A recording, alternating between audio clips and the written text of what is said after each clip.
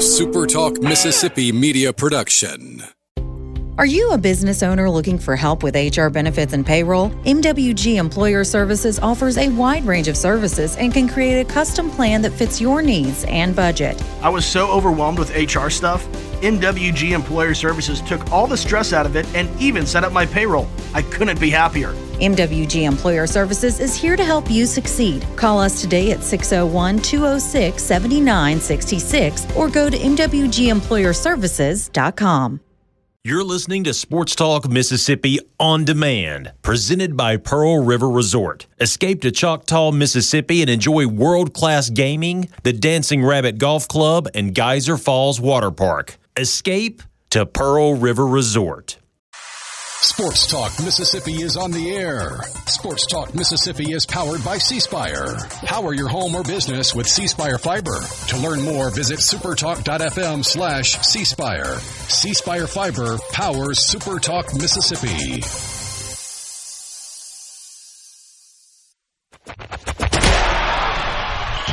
To the junction, in the Grove, and to the top. This is Sports Talk Mississippi. On your radio and in the game, right here on Super Talk Mississippi.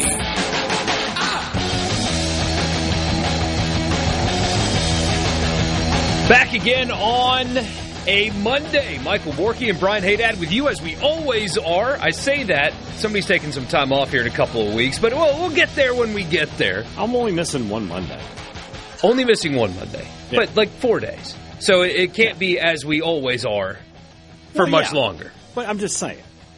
People are allowed to take days off. It's company policy. I don't know what that policy is.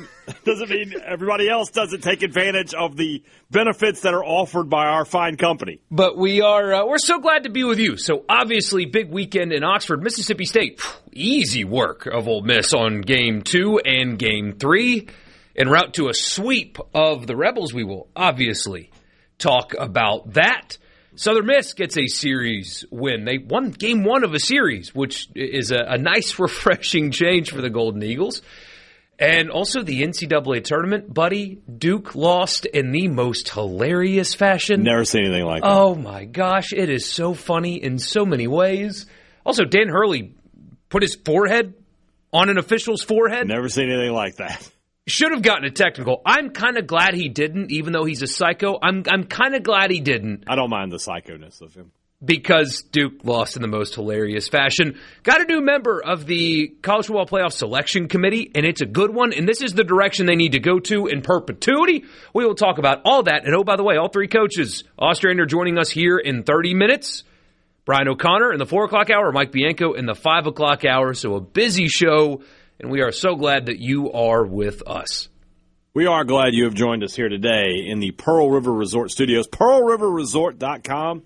If you're not doing baseball on the weekends, you need to be doing Pearl River Resort on the weekends. You can watch the baseball there, of course, in the sports book at Timeout Lounge. Then you can follow it up with a great meal, some live entertainment, maybe perhaps a wager. I don't know, man. Whatever you like to do, they'll make it happen for you at Pearl River Resort. C-Spire text line is open to you at 601-879-4395. Your team has you covered on the field. C-Spire has you covered everywhere else. With the best technology for home working on, backed by local 24/7 customer support. Learn more at cspire.com. C-Spire, inspired by, wait for it, you.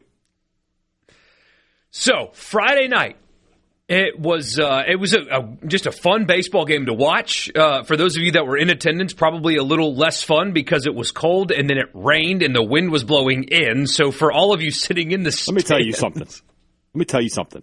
I've been to 33 straight Egg Bowls. All right, all of them played late in the month of November, and I can only recall maybe 2 that were as cold as it was in Swayze Field Friday night. Unbelievable. I'm so glad I grabbed a pullover. Could you imagine if you didn't? Well, my friend Jacob Bain from 24/7, who was at the game, no pullover, just sitting there in a T-shirt. He was legit shivering. I was like, dude, I know you're not an Ole Miss fan, I know, but go buy a sweatshirt and just turn it inside out or something. You got to. He soldiered through. Congrats to him.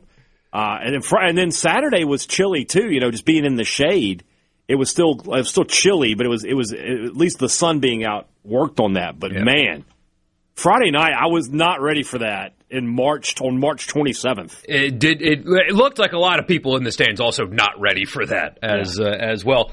But the pitching, here we go. The pitching was hot despite the weather. And it really was, though. I mean, you got a really quality start from Foster. Just gave up the one run, which was a solo home run. That broke the scoring open in the fourth. It was Judd Utermark. And, again, the wind was really blowing in. And Hunter Elliott was really good. 5 1/3. Probably saw one more batter than he should have. But struck out 7. Only gave up those 3 runs. Again, probably saw one batter more than he should have. But those 2 guys were awesome. Elliott was for a long time. Yeah, the against first 2 that trips lineup, to the order, he was unhittable. Yeah, but the third trip to the order, there's a notion of inevitability to Mississippi State's batting order. Yeah, they're going to get through at some point, even against an elite pitcher like Hunter Elliott, who was on. He was on his game. He was on, but then State started to find some holes, and can't give that offense anything. Right, you're right, and then But Foster was good, too. Foster, and that's really the story of the game, is coming in, we didn't know what to expect from Charlie Foster. Didn't know what he was going to give you. He's you 4 2/3. He made one mistake. He threw one bad pitch. Judd Utermark launches it into center field on a night where you had to be Hercules to get a ball out. Yeah. And he did so. If you had told me going into that game you're going to get 4 2/3 of one-run ball from Charlie Foster, I'd have been all over that. Yep. I would have taken every second of that. And then, we have a little back and forth. State gets the lead. The Fawley home run, which was Fawley's home run on a normal spring day. It's like 460. Yeah, that ball is so far into the trees. Like, they'd be searching forever. It scraped the fence going out. I thought it was going to go foul the whole time. I was like, that's going foul. It held up in the air forever. I'm just like, I'm watching it, and I'm like, that's not good. It's going to go foul. And everybody goes crazy, and it's a home run. But then in the 9th, State finds a way. And this is how you know things are working for you if you're Brian O'Connor, right? You make the decision to move Bryce Chance up from 9th to 6th. You can't have prepared for this, right? This couldn't have been part of the game plan. But Ryder Woodson gets on base, and who's sitting there ready to hit? The SEC's leading hitter, Bryce Chance. Incredible. And, the double he hits off the bag, if he doesn't hit it off the bag, it's going in the corner, and State's going to tie the game anyway. So, the going off the bag was actually a break for Ole Miss. And then, again, Jacob Parker, who, when State played UCLA, came up with the bases loaded and couldn't do anything and couldn't drive in the winning run. And this time, a much different hitter than he was a few weeks ago. Gets the RBI ground out, gets the game tied.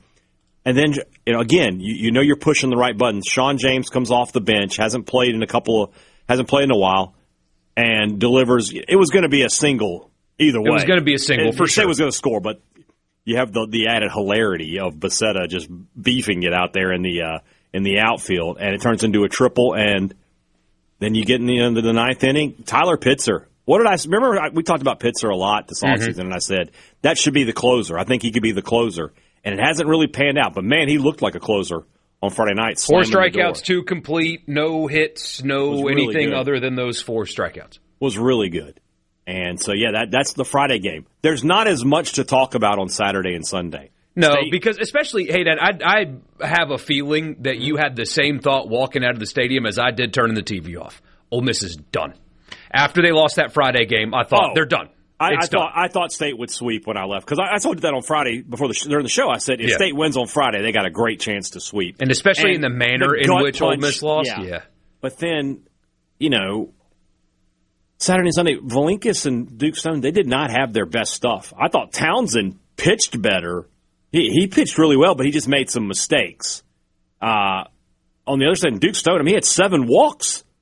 And Borkey, I know you've said on this show at least 100 times that Ole Miss cannot manufacture runs. Seeing it in person,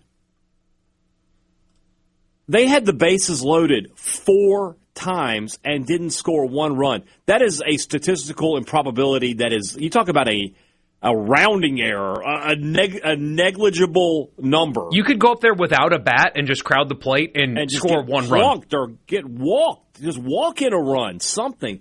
Bases loaded 4 times and they don't get a single run out of that. And Ben Davis, who gave up the lead on Friday night, gets brought back in. And I don't know what it is about this Mississippi State team. And I asked Brian O'Connor about this in our conversation you're going to hear in just about an hour.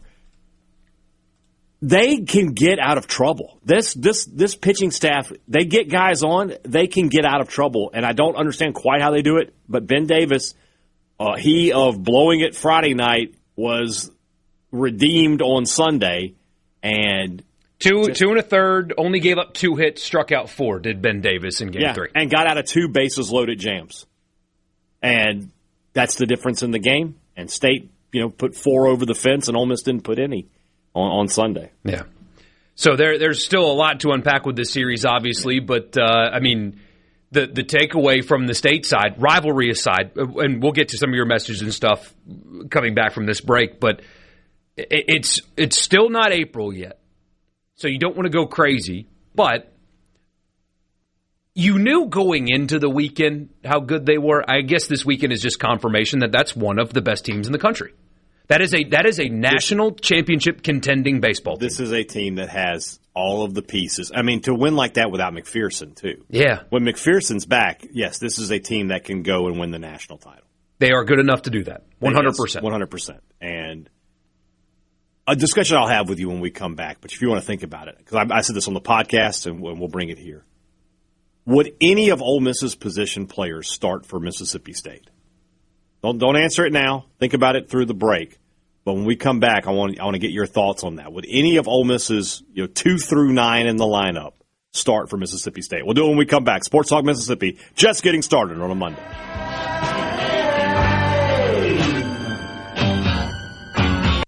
From the Super Talk Mississippi. Introducing to you Sports Talk Mississippi.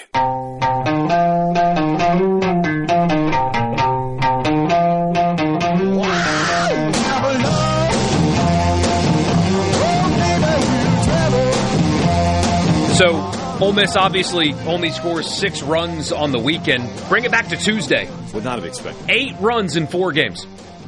Ooh.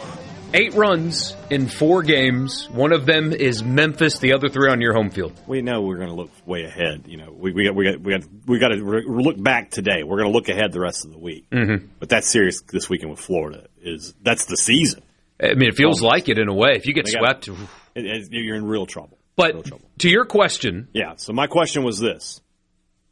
Never mind the pitchers. Hunter Elliott would obviously be a starter for Mississippi State. I think some of their bullpen people, Rabe would pitch for State. I think Calhoun, Hooks, those are guys who could be bullpen contributors for State, the same way State's doing everything else right now. But from a position player standpoint, 2 through 9, who would start at Mississippi State? Start.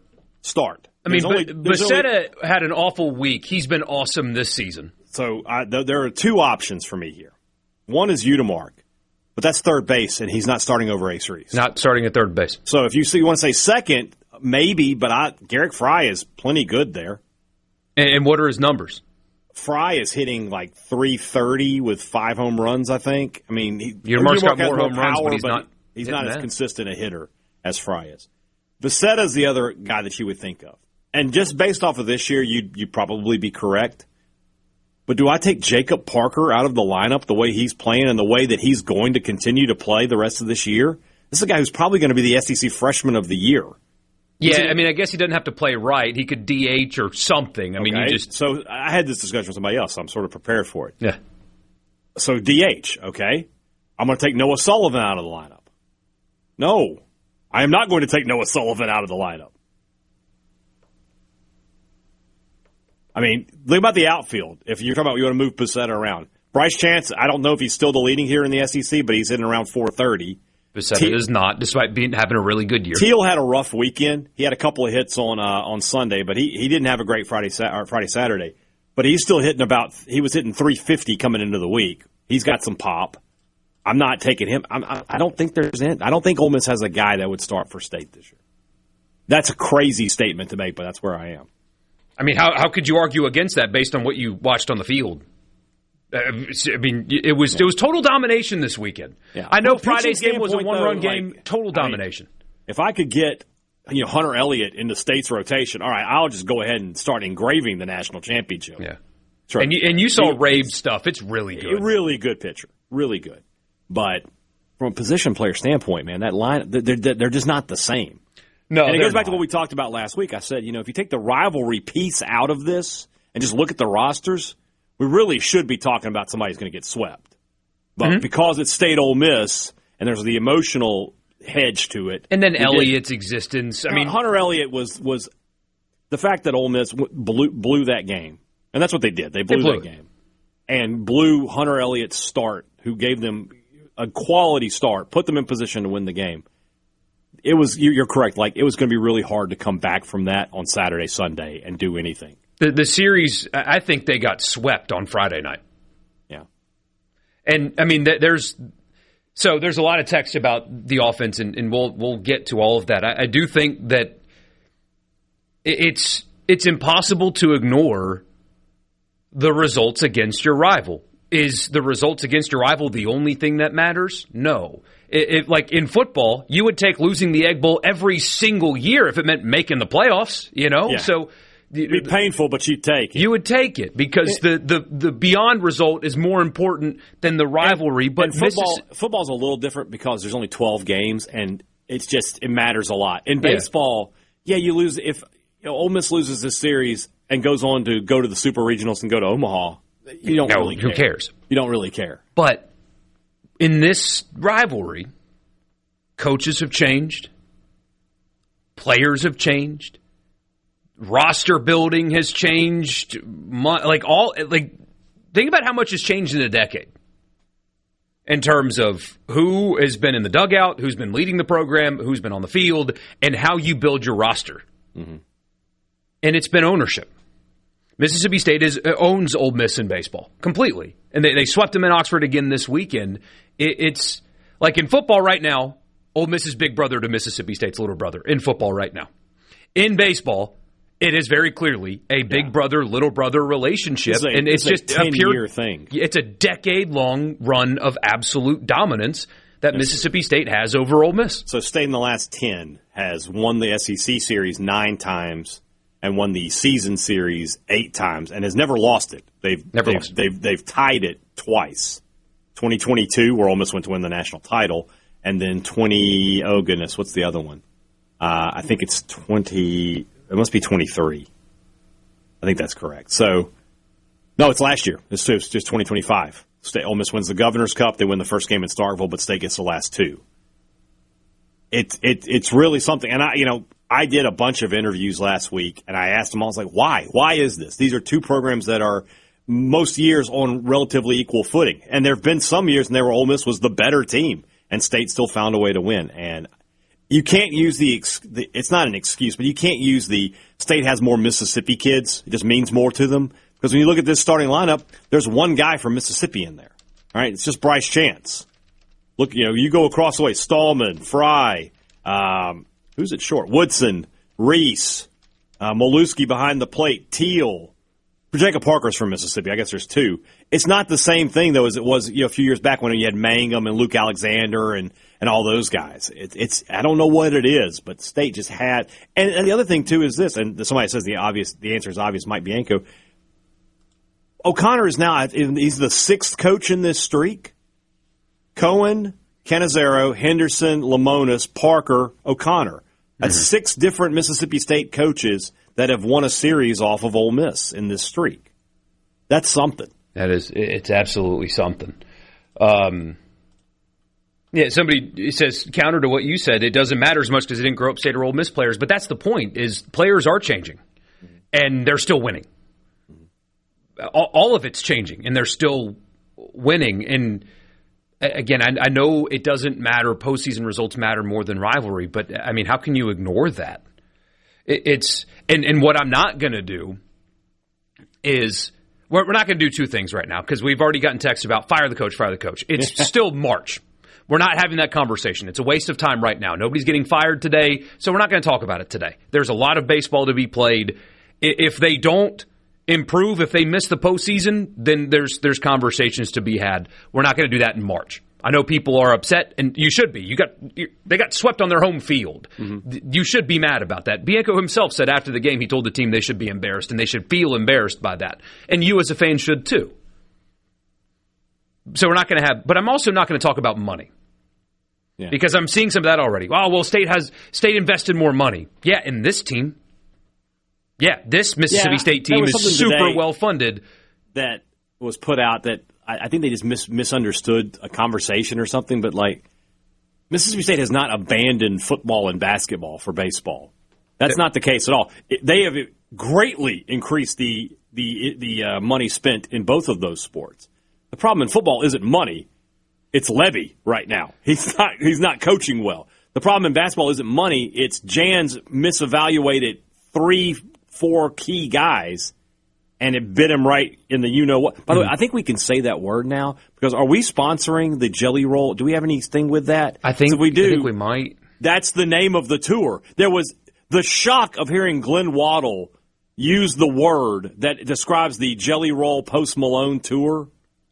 Huh. I couldn't believe it. I don't know if we're going to or not. We may have to at some point. Maybe we got to market it. Yeah, yes, this Mississippi State roster is an expensive one, and that's a credit. People get offended by that. It's a direct credit. Investing in baseball, your team is showing that you're getting an ROI on that investment. Mississippi State's roster, this present roster, is more expensive than Ole Miss's present roster. But when you imply that there's not enough money, that's the problem. Is there's not enough money.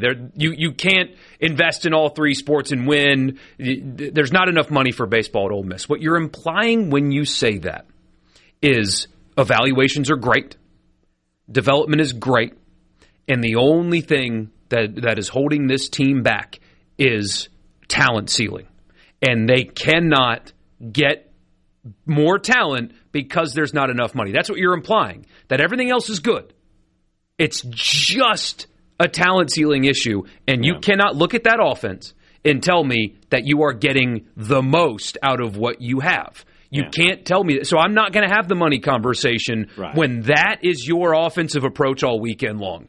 It was pathetic watching them try to hit the baseball this weekend. That's not money. There's something else amiss there. Somebody says, congrats on your March championship, State. Buddy, this isn't a championship, all right? This is 9 out of the last 10 years, all right? There is no rivalry between the hammer and the nail. That's what's happened in this baseball series for the last decade. This isn't about a March championship. State's looking at a June championship, a July championship. That's where their eyes are. Yeah, somebody says, hey, Dad just pointed out the two problems with State football and basketball. It's also that simple with Ole Miss baseball. Nobody would argue that Mississippi State is spending the most in football. But money is not why, and I know that's weird because of the name, money's not why they lost the Texas game. Right. Money's not why Ole Miss is hitting 200 in conference play. That's got to get better, fast, or else this season can go off the rails quickly.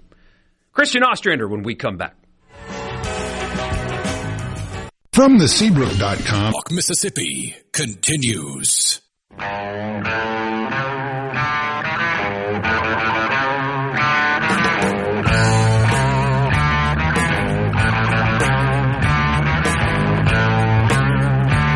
Go from one series to the next here in the state of Mississippi. As always, every Monday, Christian Ostrander joins us in the Farm Bureau guest line. Check out favorites.com and go with the home team, Mississippi Farm Bureau. Coach, we know every weekend is created differently, but there is probably never a weekend where you're not satisfied with a conference series win. Am I right? You're right. You're right. Not to discredit anything, but no, our goal, we're trying to be real greedy. So when you see the D1 top 25 rankings and you see yourself in the top 10, do you need to get up to number one? Are you greedy in that perspective, or did you even know what your ranking was after this weekend? I had no idea until I did the Eagle Hour at 1 o'clock today. So that's probably the tunnel vision you need, though, if we're being completely honest, Coach. I wanted to ask you about this, and I'm sorry I didn't talk to you last week. We were having some sort of crazy camera malfunction, and I couldn't be on. A coach whose team is winning, they're on a good streak. They're winning games. A lot of times a coach like that would be tempted, hey, I don't want to mess with what's working, things like that. You made a big change, putting Colby Allen into the bullpen. This weekend, he gets the win for you on Friday. He pitches a great relief outing, 7 strikeouts yesterday. I'm not trying to get you to pat yourself on your back or anything, but just kind of talk us through that decision and why you felt, even in the midst of the success your team was having, it was the right move at that time. Sure. I mean, it's, we were doing well, right, like you said, and but it just didn't feel right, and it really just didn't look right for him, and we could tell he just wasn't the All-American, that we've seen, a back-end All-American that we've seen here, and so just did some, talking with him and just honesty, just a man-to-man talk, and he agreed. He said, Coach, I feel it too, and not that he wasn't going out there trying to rip it and be as everything as a starter, but it just, some roles feel better to some guys than others. So I thought it was the right time to do it, and and again, I think he was part of 2 wins this weekend, and he threw 5 2/3 innings, and part of 2 wins. So I'll take that, 5 2/3, 1 win, or 5 2/3 and get 2 wins. I'll take the 2 wins. Absolutely. Hits all through the lineup yesterday. Sunday games, game 3 of a series, however you want to look at it, they have a penchant for offense, but yesterday your offense was particularly potent. What had your bats working that way? Just kind of, I don't know. We haven't been swinging it well in this stretch, about 8 or 10 games. It just hadn't been as consistent. And, some guys just hadn't been getting the knocks that we need them to get. So we've been struggling a little bit, and we had we challenged them pretty good Saturday after that 6-2 loss, and he responded. I'm not saying that was the reason, but I think there's a lot of variables. But we just need to get back going, like we were, and I believe this group will. Coach, James and Peddle on the text line wants to ask you about Bruce Littleton and his development and whether or not you think he might be a consistent closer for you as the season goes on. Yeah, I don't know if he's ready to be a closer. We got a pretty good one right now, but you can have multiple back-end monsters type deal, and he's certainly one. He's really come on, grown a lot since he's gotten here, up to 97 yesterday. I mean, it was, and he's showing me, even like at Mississippi State, as bad as we pitched and played, and he showed me something that game there of being able to handle some things that he needs to improve upon, and controlling the runners and stuff like that. So, yeah, I see growth, and I think he's going to be a guy we'll see even more of, moving forward. You mentioned that Mississippi State game. We haven't brought that up. What happened there okay. in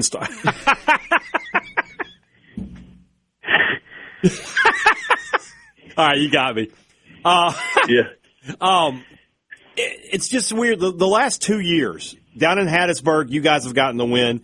Up here in Starkville, Mississippi State has been able to get big wins in that. Is it simply as simple as, well, home and away are 2 different animals, or is there something else happening there? Well, I think there is something to that. I mean, that's a tough environment. We all know, and they're 16-0 at home, and I see why. And I remember afterwards looking at some things, and how many runs they score early with that offense is pretty impressive. And they popped us in the mouth, and we couldn't get anything going. And hats off to them, man. They look like $1 million. And whatever. We got our tail kicked. I hate it, but you move on, and you try to learn something from that. But like I said, it was one of those. And it's okay to talk. We can't just talk about Mississippi State when we beat them. Now we got to talk about them when they beat our tails too. So. Coach, 3 times this year you've started a series with the loss. You've overcome it a couple of times, and then this week your team finds themselves in a hole, and they battle through and overcome it. What is the key to that? And also, kind of a dumb question here, but how valuable is getting off to the right start in a series, winning that first game?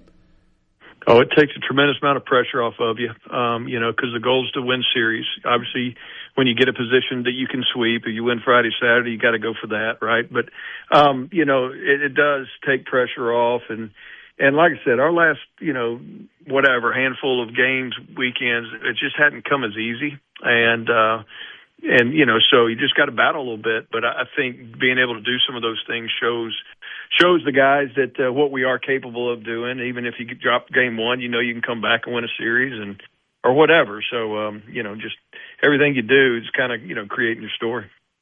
Coach, you're 21-7, so you're really right at the halfway point of the regular season. What's something about your team to this point in the season that surprised you? I guess surprised that we don't have as many stolen bases as we have. No, I'm kidding. We're not built for that. I was surprised. I'll be honest. I was surprised our starting pitching didn't go the way I thought it might. Okay. I think I like where we're getting to finally with some things. Sundstrom had a great start Saturday to no avail, but 5 shutout innings, and but so I think we're getting there. But I guess that would be my surprise. Back on the road. Go ahead, Mike. Is there anybody else that you're looking at right now that could possibly pitch game threes for you? Or are you pretty solid right now with what you've got in your rotation? No, I'm still looking for that, that piece, and I got guys that I feel pretty confident could do it, but then I think it might take away something from the bullpen, so just got to be careful with that and look at what's the best, plan of action. And to me right now, it's probably, naming your Friday, naming your Saturday, and we'll TBA Sunday right now until something gets solidified. And, of course, that's Thursday, Friday, Saturday this week with the Easter holiday. What does that change for y'all preparation-wise when you move things up like that? Just, the starting guys, so Graydon and Sundstrom, they'll be on a 6 to 8 week instead of a 7. So nothing much. I mean, I think Graydon threw 82 pitches last Friday and Sonny threw 75. So, they'll be fine. We might modify a little bit their midweek, mound throw but, they're fine. They're resilient. They'll be okay. I want to get your thoughts on something that's, this has been the opening weekend of MLB. I don't know if you sat down to watch any games, but I know you know about the ABS system and what's going on there. What are your thoughts on that? Is that something that you'd like to see be brought to college baseball? I really don't. I think technology's already, with TrackMan and TrackMan reports and umpires are, paralyzing themselves, scared to make bad calls. I mean, I don't know, it just takes the human element out of it. And I'm just kind of traditionalist, old school. I hope that doesn't, come our way. And, I don't know, it just doesn't feel right to me. All right, Coach, I'm gonna remember that now. The time you lose a game where a strike 3 should have got called or a ball 4 or something, I'm gonna bring you back to this. Just remember that. Well, you can do that. Yeah, I mean, you're probably right there, but I don't know. Old school.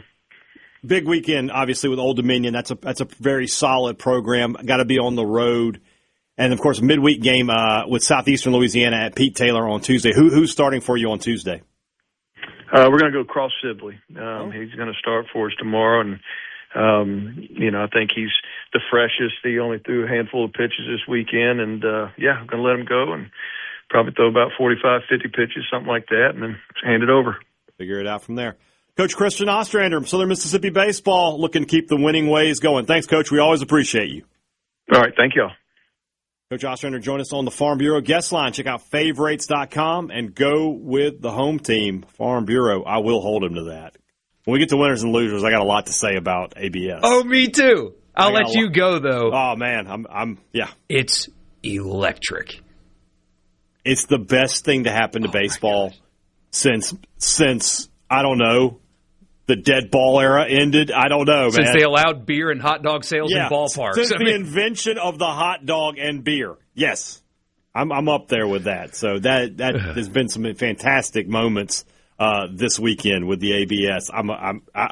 Coach Ostrander, I understand. And I'm an old school guy in most things, but this is one that it has my full support behind it. But we will talk more about that when we do winners and losers at the top of the 4 o'clock hour. So when we come back, we'll just keep talking baseball. Mississippi State, Southern Mississippi, Ole Miss. Plenty to talk about here in the Magnolia State. 2 top 10 teams. It's good times. The Diamond. It just works here in the state of Mississippi. Back in just a minute. Sports Talk Mississippi with you here on a Monday.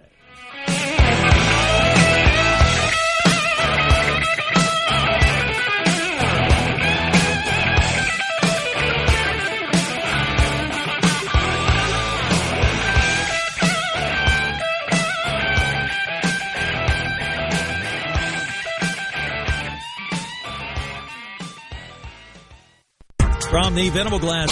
From the flatlands of Mississippi. Sports Talk Mississippi. Every minute worth waiting for. Super Talk Mississippi.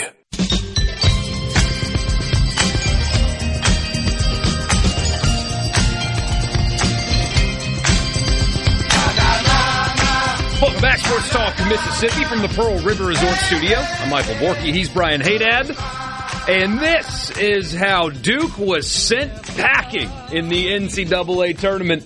They're up 3 with the ball on the baseline. 10 seconds even to go in the game. They don't have to cross midcourt, but they chose to take a little risk, and here's how it ended. Gonna cut and run through the ball. And who better than this guy? Get it into Boozer, back for Sarr, ahead. Boozer, that ball deflected and stolen by Mullins.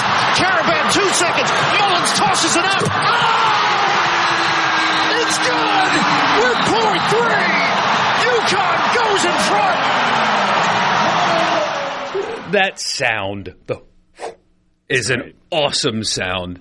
Shout out to CBS for having the most perfect audio for that. We nearly had a tragedy right there. We nearly lost Bill Rafferty. When that my shot gosh. went in, he looked like he saw a ghost. He looked like he had about 20K on Duke Grant to win Hill the has to national watch his alma mater go down in flames like that. That was a tough one. There are quote-unquote basketball people that are defending Duke's decision to try to pass out of that. You don't even have to. There's 10 seconds left. They can't even get a backcourt on you. You just got to hold the ball and get fouled. The guy that turned it over is an 80% free throw shooter. Yeah, just get fouled. At the point of the turnover, there's 4 seconds left on the clock. 80% free throw shooter. And you had a timeout. Yeah, there's no excuse for what happened. Hold on to the basketball. That's all you got to do. They foul you, make at least one of your 2 free throws as an 80% free throw shooter, and at worst, UConn has 4 seconds to hopefully send it to overtime. Yeah. The only thing that can go wrong in that situation is you turning it over. And I saw a lot of people like, oh, that's never happened in the tournament before. That's how Virginia lost to my beloved Furman Paladins, doing that exact thing. Hold on to the ball, take a foul, trust an 80% free throw shooter to make one of his 2 free and you win the game. Yeah. But instead... What had happened was... Oh, man. Tough one, man. So, like, when I went... I think when the Ole Miss State game ended, Duke was up double digits. Yeah. We go down, we talk to O'Connor, we come back, and they're like, what? They've cut it to what? And then it was over. And I was just like, wait a minute, they lost? That's a tough one. That's a tough one for Shire. Who, you can't. I mean, he's in the Elite Eight, right? But 35 wins in back-to-back seasons. At some point, when you're Duke, you do have to win a national title to have your job. It is a requirement. So I don't know, think so. On Saturday, Arizona beat Purdue 79-64. Purdue was up 7 at the half, and Arizona, if you can do the math in your head, won the second half by 22 points. Arizona is a wagon. They're really right good now. And they're going to play another wagon. Yeah, they are. Illinois beat Iowa to go to the Final Four, and then on Sunday, obviously, Duke got beat by UConn on... That was not a buzzer beater. There was 0.3 left. That should have been a buzzer beater. On the cool points alone. The Duke announcer trying to coax a technical foul because a player came off the bench. That should be a technical foul. Like, all right, calm down, Poindexter. It'll be all right. And then Michigan beat Tennessee by 35 points yesterday. Is another they just cannot get into the Final Four. The Elite Eight is where the big orange train stops each and every season. But back-to-back years for Rick Barnes. This was not a great Tennessee team. Getting to the Elite Eight was pretty good. I mean, it's a great season, so you can't complain too much. Your matchups on Saturday, Illinois, UConn. Illinois actually the favorite in this game by 2.5. Yeah. And Michigan, Arizona, the nightcap. That'll start 10 minutes before 8 o'clock Central on Saturday night. We're going to do that thing where we call the Michigan-Arizona game kind of the de facto national championship game, because those are probably the 2 best teams left. But I would not want to play UConn right now. No. And Hurley knows how to win those games. Also, did you see, maybe for winners and losers, but a furniture store in Connecticut did a special for free furniture purchased between January and March if both teams go to the national championship game. They're both in the Final Four. They're one win away from all that merchandise being gratis. No charge. There's no way they got an insurance policy on that, right? Oh, they were just like, this team's not good enough. Because that insurance company will be bankrupt. Yeah. I wish I had bought a couch. Profits removed for the last 3 months of your business? Will you ship to Starkville, Mississippi? I would have loved to have bought a couch from them. I wish I had a receipt. That's a tough one. Yeah, that's a tough one. You got to find a way to Michael Scott you find your way yourself out of that one. What you gonna do? What you gonna do? Make our dreams come true. I can't even discuss that episode. Laptop batteries. It is so cringy. I cannot even discuss it. That's for another day. When we come back, you know what's going to be happening. It's going to be winners and losers. Send them in now to the C Spire text line. Some of them are already coming in. 601-879-4395. Borkey and I will have our winners and losers for you. Then we'll read yours. And, of course, 420, we'll talk to Coach Brian O'Connor coming off of his first sweep of the Ole Miss Rebels. Big show, big Monday, back in a few. Sports Talk Mississippi.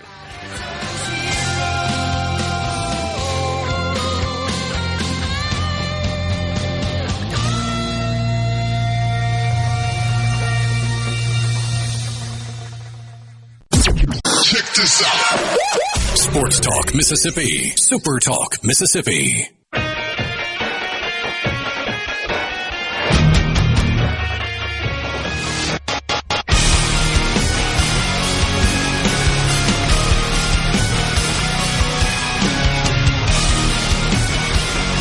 After Friday, the weather was great here in the state of Mississippi, which means I hope a lot of you were out in the yard. I was.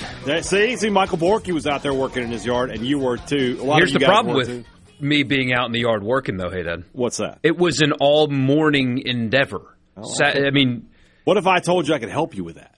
Put a little John Deere power at your back. You mean America's only tractor company? America's mower. America's mower. That's what we're talking about. Right now, at Ag Up, we can get you into a new John Deere 3025E with loader for only $265 per month. They're in their 3 Series tractor blowout. And they've got additional 3 Series models available. And many of them are priced at or even below invoice. But let me tell you something right now. Listen to your friend Hadad. There's only a limited number of these tractors at these prices. They are not going to last. Don't waste any more time. Swing by one of Ag Up's 15 locations.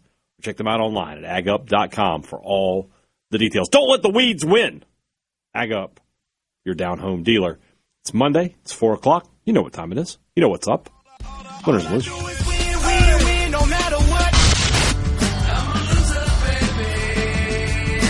We got winners. We got losers. Americans love a winner and will not tolerate a loser. Winner never wins. All right, Hadad, I'm going to jump in because you already teased your winner, and I don't want to steal it from you. All right. So what did you like from the weekend? What did you not like from the weekend? Send them in on the C Spire text line, 601-879-4395. Winners and losers. Batting leadoff, Brian Hadad. I have led the charge against the umpire for quite some time now. And look, if you're out there right now and you're an umpire, I don't think you're a bad person. But the game has reached a point where we are having way, way, way too many blown calls. I have enjoyed this ABS system so much. It's quick, it's easy, and it makes these guys who have made a living for decades of blowing balls and strikes calls, makes them look dumb. So I'm a fan of it. I got a huge kick out of the Reds crowd. The way they reacted, and I got a huge kick out of the umpire getting mad for being challenged twice in an at-bat. Buddy, make the right call. Got them both wrong. Back-to-back pitches got them both wrong. There was one this week where they were 2 full inches away from the strike zone. I mean, you got to be able to spot that. So, but the thing to like about it the most, aside from the fact that we're getting the correct calls on these balls and strikes, is that it's simple. It's easy.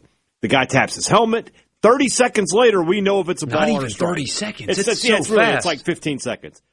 I wish every replay system was like this. I can't help but think, and I asked Coach Ostrander about it. I did not ask Coach O'Connor, and I might do that next week. You might need to ask Coach Bianco. I have it written down to make sure I do. So just it's got to come to it. I would almost be shocked if it's not in the SEC next year, if that technology is available to colleges. So I love it. I think it's a great thing for baseball, and it's going to make the games better, in my opinion. And a little moment of electricity. Sometimes baseball has lulls, right? Everybody loves baseball, but sometimes there's lulls. And you just have these little moments of... Yeah, just something. Did you see the manager get ejected? Hey, Dad, I've got the audio for it. So Ben McDonald, part of the call here, Orioles... Give it to me. Twins. I laughed so hard. So this is just after the pitch was thrown, and the coach, the manager, does not think that the Orioles pitcher challenged it in time, which he did, by the way. But here's what followed. Rutschman, I think he did challenge. The pitcher is challenging. Oh, the pitcher's challenging. Yeah, he put right to his hat. Ryan Helsley with the first pitcher challenge.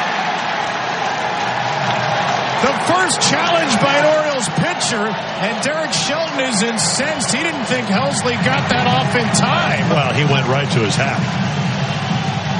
Came off the mound and tapped his hat. Laz Diaz is yelling at Derek Shelton to get back. And the runner, Keyshaw, will be sent back to first. And Derek Shelton's been thrown out. He's arguing with the robots. You can't defeat the robots. You can't defeat the robots. That's the best call. This is how the Terminator started. Yeah. But you hear that crowd pop? How electric great. Is that? It was great. Fantastic. That's just awesome. Awesome stuff there. Fantastic stuff. Gary Woodland. You know what? I got to be honest with you. I thought about doing that. I thought if I went second, I was like, I might steal it if he doesn't mention it. Gary Woodland just won on the PGA Tour for the first time since 2019. He won the U.S. Open at Pebble, and it's been 7 years since he won a tour event. But more noteworthy for Gary Woodland winning. Known as a really good guy on tour. He's 41 years old now, so he's kind of getting up there in age a little bit. People wonder if he's past his prime. Not when he's hitting 190-mile-an-hour ball speeds, though. My gosh, is he just a unit. But Gary Woodland, almost 3 years ago, had brain surgery. He had, I guess they call it a lesion on his brain that was creating anxiety, things like that. It was affecting the part of his brain that was altering his mental state. And so he gets surgery, and he recovers from that surgery. Makes his way back on tour. Great story in and of itself. But 2 weeks ago at the Players, he did a sit-down interview with the Golf Channel revealing that he has severe PTSD from that surgery. I think at one point he said that every little thing that he feels, he thinks that it's going to kill him. That he has a hard time with people walking behind him. There's something about the surgery and the way his mental state is that if there's somebody standing behind him, it freaks him out. And he's constantly dealing with that. And it's been a long battle with not only just, post-traumatic stress from having a surgery where he wrote letters to his family in case he didn't survive the surgery, telling them, I love you and goodbye. Having the surgery and then post-surgery still having these feelings. And, man, it was a really powerful interview. That was at the Players. 2 weeks later, he wins. And apparently on Friday's round, he had one of those episodes where he didn't feel right. He had to, after his round, go into the scorer's room and kind of by himself get pulled aside so he could just cry for a little while. He didn't know why. This is just how I feel after my brain surgery. And he ended up winning on tour, and man, it was powerful. That's awesome. Wife greeted him out there, and I mean, obviously they've got kids, and I mean, she's been right there alongside him, and hey, Dad, if you look at Gary Woodland, he's a big, strong dude. You wouldn't think that there's anything wrong with him. And, I mean, after the round immediately, he's like, I hope somebody's watching right now that feels powerless because That's awesome. It was awesome. And man, I'm getting emotional now. I had tears coming out of my eyes watching him win because it's different for some reason seeing a guy that looks like that cry. I don't know what it is. It's like seeing your dad cry. It just gets you. for some reason, seeing Gary Woodland cry was like, this is different, man. It's really cool story. Really sad that he's dealing with what he deals with, but awesome, powerful stuff. That's really cool. Really cool. All right, from winners to losers, what do you got? Oh, hey, Dad. I mean, how much time? How much time do we have? We got plenty of time. It's our show. The NFL. Why the NFL? Because the referees feel like they are not being compensated well enough, and they are in a collective bargaining negotiation. Don't have to pay robots. With the referees. All right. And apparently, there is a belief among the NFL right now that they are not going to get a deal done, that the officials are going to hold out, and so they're going to have to promote anywhere between 150 to 180 referees from the college ranks, Division I, II, and III, and they are preparing to staff an entire roster of referees, which, again, 150 to 180 of them from the college ranks. And so what do you think the ripple effect of that is? You Not take good. 180 of the best college officials out of college. Not good. Who do you think fills their shoes? That's tough. That's tough. Yeah, so we might have an officiating crisis in football this year, boys. All right. We'll see where that takes us. I'm going to go to the NBA and the Orlando Magic. Did you see this yesterday? I did not. The Orlando Magic were up on the Toronto Raptors 20-14. Then they gave up the largest run in NBA history, a 31-0 run, and a 20-14 lead turned into a 45-20 deficit, and in finality, a 139-87 loss. They lost by 52 points. They were outscored in the first quarter by 18, 9 in the second, 18 in the third, and 7 in the fourth. What do you say to your team after that game? What do you say to them? I mean, good effort, boys. See you at practice tomorrow. Yeah, that's a tough one. I do have one more loser before we go to our conversation with Coach Brian O'Connor. You guys all know my thoughts on beer showers. I don't have to say it again, but I want to say this. If you throw up a beer in the air when it's 40 degrees and there's a 20-mile-an-hour wind, not only are you a loser, you're stupid. Just have that one. We'll be back with Coach Brian O'Connor on the Farm Bureau. Hater. That is just common sense. You're going to get pneumonia out there. Here's the thing.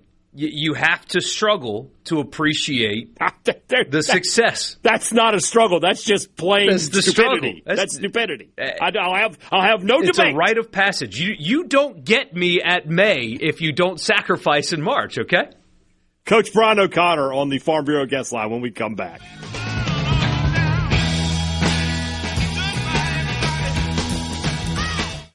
From the Venable Sports Talk Mississippi is brought to you by Covington County Hospital in Collins, where your health matters. You're hearing Sports Talk Mississippi. What? This is so Awesome on Super Talk Mississippi.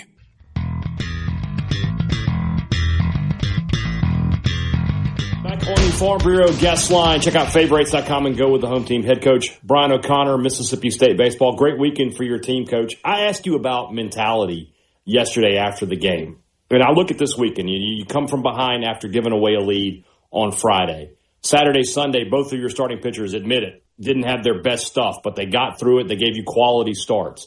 A guy like Sean James comes off the bench in a key moment and delivers a big hit. A guy like Kevin Maluski comes off the bench yesterday and tacks on a little insurance for you.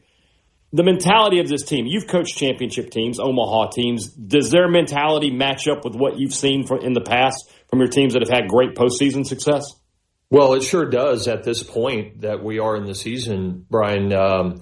It absolutely does. Now, we've got the meat of our schedule out in front of us as we, turn the calendar of the month over to April, and we've got a lot of great competition in front of us. But at this point, 28 games into the season, this team has absolutely shown the qualities that it takes to be a championship team.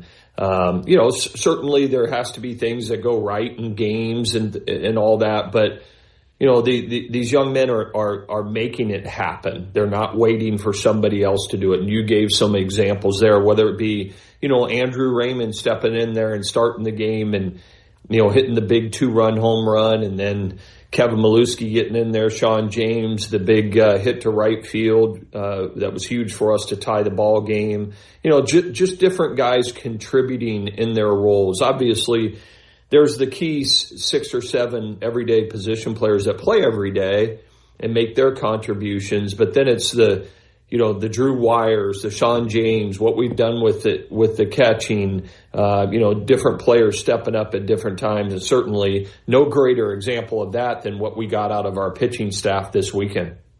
So I wanted to ask specifically about Ben Davis. Not his night on Friday night. Lets it get away from him and gives up the lead, but comes back on Sunday and gets out of trouble a couple of times, really pitched well. As a coach, what's your message to him when you're handing him the ball there on Sunday afternoon after what had happened Friday night?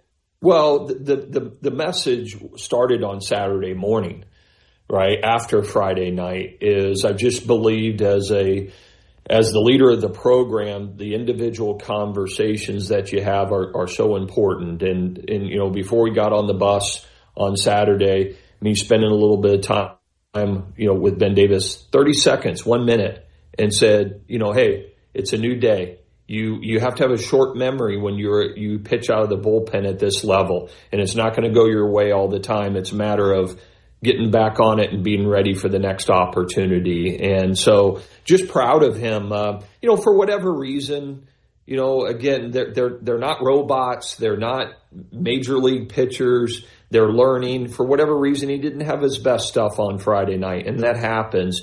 But it's a long season, and how you respond to when you don't do well is everything. And I'm just really impressed with how he responded on Sunday. So when we talked to you Sunday afternoon after the game, Robbie Falk mentioned the amount of runners that Ole Miss had left on base. They left the bases loaded 4 times in that game. And I heard you say, wow. I don't know if you didn't know that stat until Robbie brought it up. This has been a thing that's a recurring thing for your team. If they get into a jam, they can find their way out of it. You guys have left a lot of guys on base, have left your major opponents leave a lot of guys on base. Maybe it's another mentality kind of question, but why is your team so good at getting out of those jams? Well, I don't know for sure, but I would point to a few things, Brian. It's so many things that you do, whether it be in the fall, whether it be in the winter or the preseason. You've heard me use this word before about intentionality with what you do, because the situations that they're going to be in during the season, right? And how you talk to them, how Justin Parker talks to them, right? And prepares them. And then just like I said, the little conversations that you have, or the things that you say to your team every day about what it takes to be a winner, right? And you talk a lot about those kind of situations, and that you have to look forward to them and not back down from them. And certainly there's the execution part of it to make the pitch and things like that. But that happens as a byproduct of what your mentality is. And so I'm just really confident in how we prepare these guys, how we talk to them every day to get them ready for those kind of moments. And, so many times this year, those guys have done the job of managing innings and not letting innings get out of control and making the big pitches. I know we've talked a number of times about your fan support here at Dudy Noble Field. You've had some great crowds. But were you surprised at the amount of maroon and white in the stands yesterday, especially in Oxford? Well, it doesn't surprise me. Obviously, the passion of this fan base, and it travels, and they just love the opportunity to see their dogs, and so not shocking to me at all when you have a chance against your rival to go for the sweep yesterday. That there were a lot of Bulldog fans there supporting us and in that stadium. So Georgia, your opponent this weekend, I know we have Grambling in the midweek before you get to that.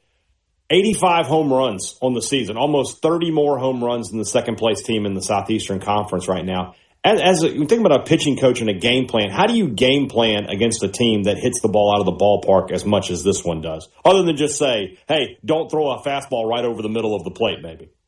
Yeah, that's a That's a good idea right there. But I'll let you have it. You can have it. Yeah, hey, Vanderbilt had a lot of home runs when they came here. Obviously, nothing like Georgia. That's second, yeah. That's quite impressive what they have done this year. I don't know. We'll have to look at them and see what the best plan of attack is to go after them. But obviously, they have some incredibly talented hitters, and the key to that though is, Brian, is not putting guys on and giving up free 90s and walks and hit by pitches. Because, hey, give up the solo home run. The solo home run's not going to beat you. It's the 3-run home run that beats you. So it's really managing those innings, knowing that, hey, they might get a couple, but if it's not a multi-run home run, you have a chance to overcome it. So you're really kind of at the halfway point of the regular season right now. What's something about this team that surprised you to this point? I would just say their ability to be ready to play every day. Okay, you look across the country in college baseball. There's always teams that have a letdown in a midweek game, letdown on a weekend, whatever it might be. And we're 28 games in, and I feel like this team's been ready to play every day, and that speaks to our leadership that we have in the clubhouse.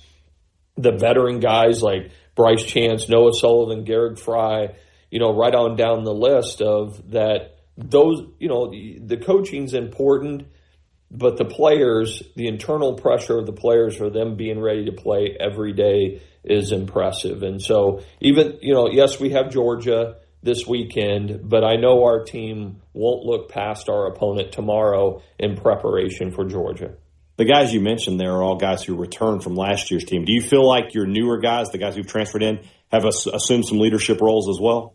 Oh, 100%. I think you look at an Aiden Teal. I know a lot of guys on the team look to him for leadership. I think, Ryder Woodson's grown into that a little bit. Kevin Maluski getting back in there. Anytime you have a catcher that can help lead is important. And so, yes, I think a number of guys have. But then you also look at guys like McPherson and Duke Stone and Charlie Foster that were here last year. And then, I think Tomas Valenkas has done a nice job as well from a leadership standpoint.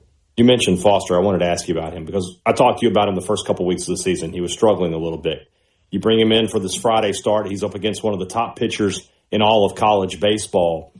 As a coach, how rewarding is that for you to say, this is a guy I had faith in, I believed in him, he made it happen? And it's not a situation where you're just like, hey, I was right. It's got to feel good as a coach to say, I believed him and it came out that way.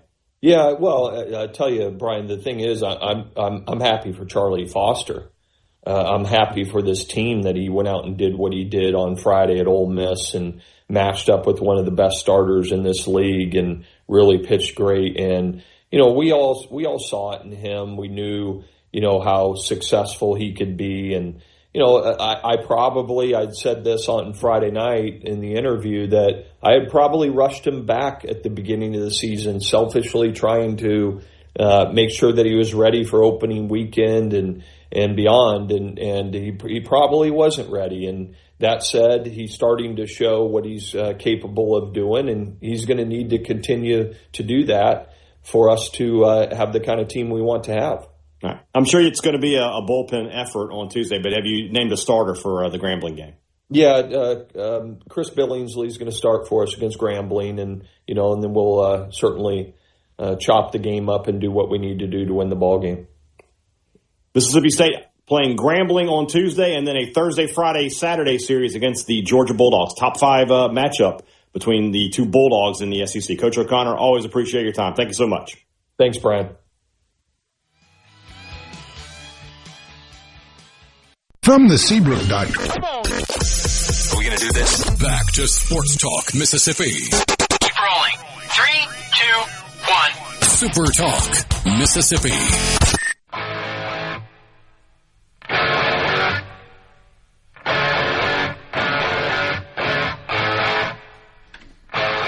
Excellent stuff there from Coach O'Connor. He joined us in the Farm Bureau guest line. Check out favorites.com and go with the home team.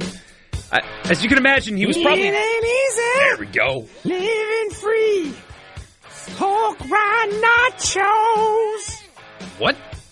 Pork rind nachos? Yeah, but like... It's a bit from Thunder and Lightning. Yeah, you know... Not everybody knows Thunder and Lightning bits, man. But the ones who that's what the point of an inside joke of a bit is the ones who know. Okay, all right. So, if you know, you know. Well, we did a long bit about how AC/DC came to Starkville to eat pork rind nachos one time, and it just became a thing. Okay, I see. So, winners and losers on the text line. We got a metric ton of them. Winner Ben Davis overcame couch coaching fans. He says. So yesterday. I'm not lying when I say this. When I tweeted out Mississippi State making a pitching change, they're going to go to Ben Davis, I muted notifications for that tweet. It's like, I don't want to know. Can't even do it. I don't want to know. Winner, Gulfport for hosting the USA Triathlon College Championships and America's Cup Triathlon with World and Olympic Champions Racing. Wow, this past weekend. Did not know that was happening. Awesome stuff. Loser, Tiger Woods, sad situation. He needs professional help. Yeah, and TMZ, and I know TMZ, whatever, reporting that he has made it clear he will not be hiring a driver because he is concerned about privacy. And to which I would respond if I was in his circle, you abandon your privilege of privacy when you continue to be impaired, wrecking your vehicle. Never mind that. Hire a private driver and then make them sign an NDA. That you can have privacy. You don't think rich people have limo drivers? It's an excuse. It's 100% an excuse. It's an excuse. It's sad deal. Wake up, man. Come on. Yeah. And you know the Gary Woodland story. It's different, right? Because that's a brain tumor versus clear substance abuse issues. But how great would it be for Tiger to go on record and be vulnerable? Hey, like I have this problem. And here was my path to fix it. And you out there, if you have my problem, you can do it too. Exactly. How great of a legacy would that be at 50 years old to leave behind? Because golf's done. He's not doing anything in golf anymore. Yeah. So do that. That would be, anyway, whatever. Winner, State fans that have been needing something like this baseball team. And then losers, Thunder and Lightning listeners, just in general. No other reason. Not true. He says for losing Robbie. Robbie made a cameo on today's show. Oh, he did? Well, he was sitting right next to me in the press box. He couldn't help it. How much did you charge for the cameo? No, I'll let him. I'll let him promote himself. For free. The harmonica anthem was the only winner for Ole Miss on Saturday. Really cool. Sunday. Saturday they had a violin player anthem. That was pretty cool. It's pretty cool. Harmonica player anthem was unbelievable. So shout out to that guy. It's hard. I wanted to hear Hook after that, though. Heck yeah. Or some Led Zeppelin. They do a little harmonica. Yeah. Tony, winner, Gary Woodland in all caps. Absolutely. Mm-hmm. You've got a good guy when Minwoo Lee, the guy that won the tournament a year ago and obviously did not win this one, is walking behind him up 18, pumping up the crowd, saying, let's go, yell for Gary on their way up the 18 pole. You don't see that kind of stuff very often. Yeah. Loser, Ole Miss hitters looking at good pitches, bat on the shoulders, and swinging at terrible pitches. Loser, Buster Posey, what did he do? He hired Tony Vitello. Oh. Is it that bad already?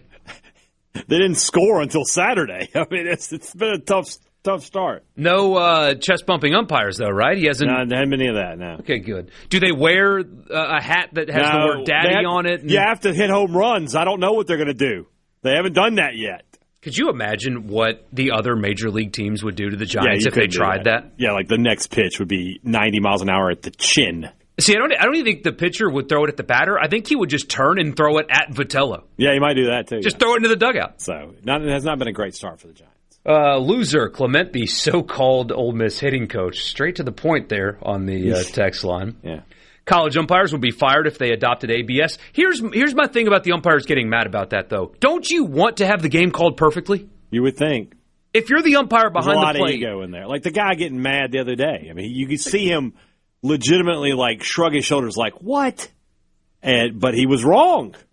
And so if you're that umpire, shouldn't you walk off the field knowing, hey, this game had nothing to do with me? You ever played Dark Souls? I have not. You know what I'm talking about, though? It's one of the hardest video games ever. But people would ask, well, how do you beat it? Get good. That's all. That was the only thing you can tell people. Get good. Get good. Get good, kid. Loser, Tiger Woods, another wreck. Ish. Yeah. That's tough. If college had ABS, State beats UCLA and is number 2. He's 100% correct, though. Somebody says, no reason the umpire behind the plate should be calling balls and strikes anymore. Tennis has been doing electric line calls for years, and they're serving way faster than these guys are pitching. The thing is, you need the umpires that will keep the game moving because the ABS is fast, but it's not as fast as a call. They got to call outs on the bases as well. That, too. So they got to call balks. They got to call stuff like that. So their jobs aren't threatened. Right. 100%. You're just getting an assist. Yeah. Winner, everyone who hates Duke. Loser, commentator who said the scene in right field at Ole Miss is on one of the most iconic scenes in all of college baseball. Loser. Here's the thing about that. This is where the discourse gets so dumb. Mississippi State has the best stadium in college baseball. It is the best. Swayze Field is also an awesome place for college baseball. It is one of the other side of the best environments in college baseball. It doesn't mean it's a slight on you or it's better than yours. Mississippi State has the best stadium in college baseball. It doesn't mean Swayze's awful. The problem it's is stupid. There's only like 5 iconic scenes in college baseball. Like it's one of them. State, Ole Miss, LSU, Arkansas, Omaha. What did I leave out? That's it. You know. What did I leave out? Not much. Maybe A&M has a good. That's a good. It's fine. It's a cool place. Iconic is no. But that's the thing. There's not many student sections in college baseball. Yeah. Ole Miss has an awesome baseball environment. You built the cathedral of the sport. Both of those things can be true. So we got loser Richard Cross for not showing up today after the Ole Miss sweep. But we also I can't find it here. Winner. They said winner Richard Cross because he once again has called a Mississippi State win. I want to know what the record is for Richard Cross on the call. Just don't worry about it. Him. I thought I'd get a reaction out of you, by the way, when he texted us to say he was at some sort of modern warfare. Oh, yeah. I was going to tell you that he wouldn't understand that. He wouldn't, but I thought you would give me a thumbs up or something. I should have. Richard texts us like, hey, I can't be on the show today. I'm at some sort of modern warfare symposium, and I just sent him "Stay Frosty, Soldier," and he didn't. I didn't expect anything from him, but I thought would be like all over that. Loser Duke's offense for attempting to cross half court when it wasn't necessary. Dumb, really bad. Hopefully winner SEC football officiating. Hopefully the NFL will hire Mark Curls and Ken Williamson. Somebody else says the SEC will not be affected by this shortage. So, yeah, it could be that. I mean, seriously though, that is an awful thing for college football. Not good. That if the NFL officials strike, which by the way, that's just a funny sentence. It's hilarious. I know NFL games are truly actually officiated quite well, all things considered. That game is so much faster than even an SEC game. If you've ever go to an NFL game and just walk down to the wall and watch them warm up and then watch your college team warm up. It's fast. It's a different sport. So they're pretty good at it. Yeah. But that is still a funny phrase that the officials are going to they're going to lock out. Okay. Sure. But let's see. That's bad for college to lose 180 officials. That's not good. Yeah.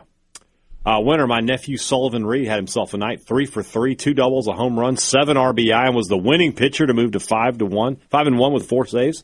Lamar Raiders get the sweep this past weekend. Great for him. Of course, Sullivan is a Mississippi State commitment, one of the top players in all of college or all of high school baseball. We'll see if he ends up in Starkville. I certainly hope so. Winner, Ole Miss for the Stand Up to Cancer campaign. My mother-in-law has cancer, and I love to see these kind of things, even if it's the reps. I, yesterday, took part in that. I had a friend who died. It's hard to believe it's been almost 20 years since he passed away. But he had a very rare form of cancer, so when they said you can participate if you like, I grabbed a sign and I did it as well. So awesome. They said there's no crying in baseball, but it got a little close. It got closer than I'd like it to be. There ain't nothing wrong with crying in a moment. Yeah, that was a good moment there. I like that. What's worse while watching a baseball game live and in person, ABS or IBS? The other one is, I haven't seen my ABS in years and it hasn't hurt me any. They're in there somewhere. Borkey Winter, for the original take on Tiger, used the incident for the greater good. Absolutely. I mean, he has an opportunity to inspire people.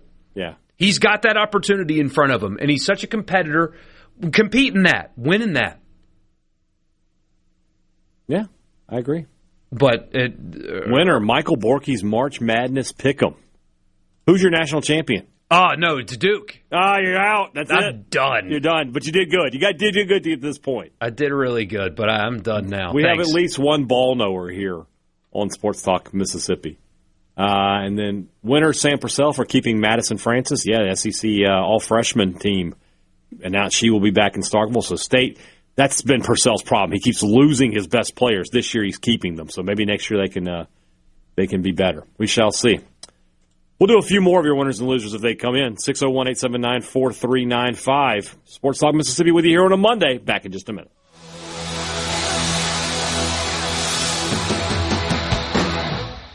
From the Venable Glass. Come on. Super Talk Mississippi. Check this out. Are you ready? Yeah. Sports Talk Mississippi.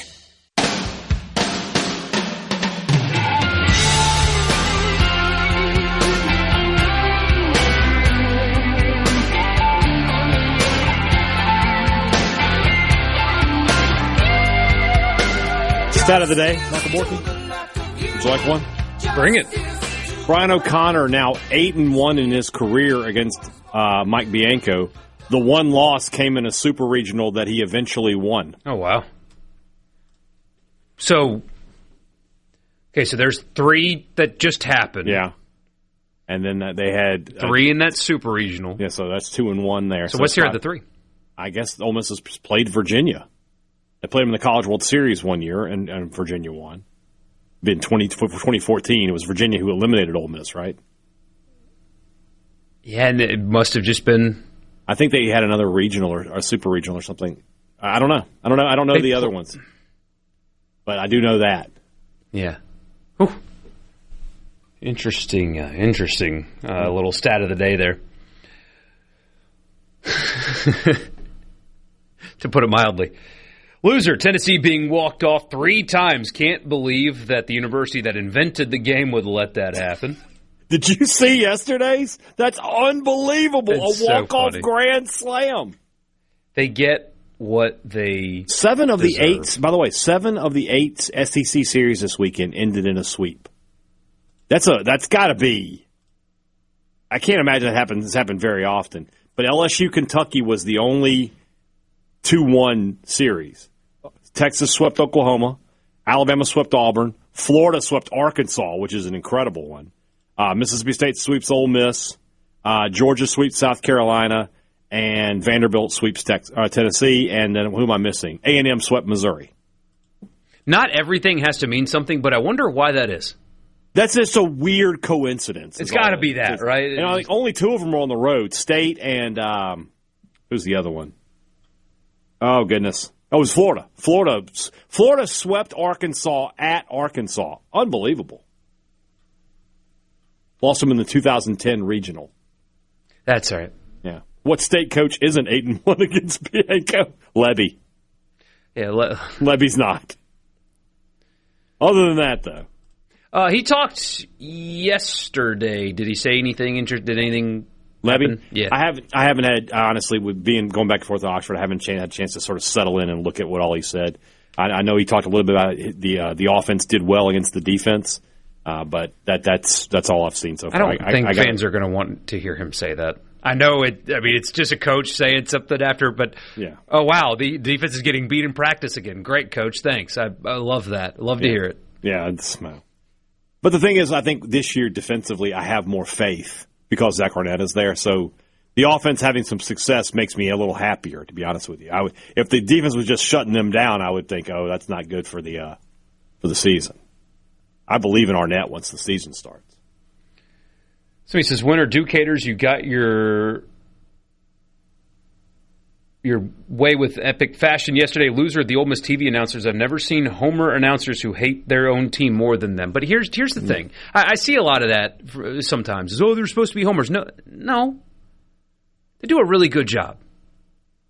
They do a really good job of calling the broadcast the way it needs to be called. Oh, that guy yesterday. I don't know. Forget him. But there's a section of Ole Miss fans that want them to like wave pom-poms and cheer hotty-toddy. And like, what does that do that doesn't benefit the broadcast at all? Do you want somebody to call the game, or do you want somebody to pat you on the head and tell you that your team is the best team ever? I don't understand that criticism. Yes, you will watch your team play on the road, and you will get broadcasts that are not as professionally done. Because quite frankly, guys, it's hard to find professional broadcasters to do baseball games around the country. It's hard to find people that are good enough to do it. I'm not good enough to do it. I'm talking about myself here. Yeah. If they asked me to do broadcasts, it would suck. I would not be good at it. And the Ole Miss broadcast team is really talented. Yeah. That I thought they do a great job. Jake, is that his name? Yes. I met him. I don't remember his last name. He introduced himself to me on Friday night, and we spoke for a minute. I thought his calls on Friday, Saturday were good. And Richard, so I talked to O'Connor after the thing to let him know that I appreciated him by the way, we are tied in the bet now, thanks to Brian O'Connor's sweep. And I explained all that to him. And I was talking to him about Richard. I was like, well, he's a big Rebel coach. And O'Connor was like, he is? I didn't get that from him. And I was just like, well, you must not have talked to him for very long, because that guy's the number one Ole Miss Rebel in the world. But Richard's just a pro. I went back and listened to, watch the highlights. And, yeah. I mean, Parker's home run, he's like, that ball is way out of here. Because he's a pro. He's a pro. He's a pro, and Jake's a pro, and Keith Kessinger's a pro. What I say is this. If you're listening to an SEC Network broadcast on the road, right, your team is at this place, so you know the people who are announcing it are fans of that team, and you get mad, that's kind of on you. You knew when you turned on the TV. But what the people that, like, Ole Miss fans get mad at their own broadcast team for not being homers enough. And it's, that's enough. No, you have a pair of guys that do an excellent job when they call your games. Yeah. And then when Richard does it, because I know he's got bigger TV obligations, so he doesn't get to do it very often, he does an excellent job. You get what the standard for everybody should be. So don't get mad at you having the standard. I don't know. I don't like the criticism. Jake, Keith, Richard, even. Do a hell of a job. College football fix after the news. Let the broadcasting of the disturbed continue. Sports Talk Mississippi. SuperTalk Mississippi.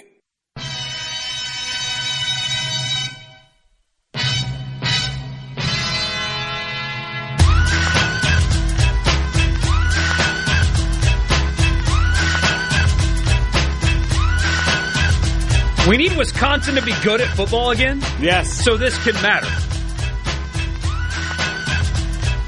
Welcome back, Sports Talk Mississippi. Borkey and Hadad with you on this Monday. Pack it up, pack it in. Let me begin.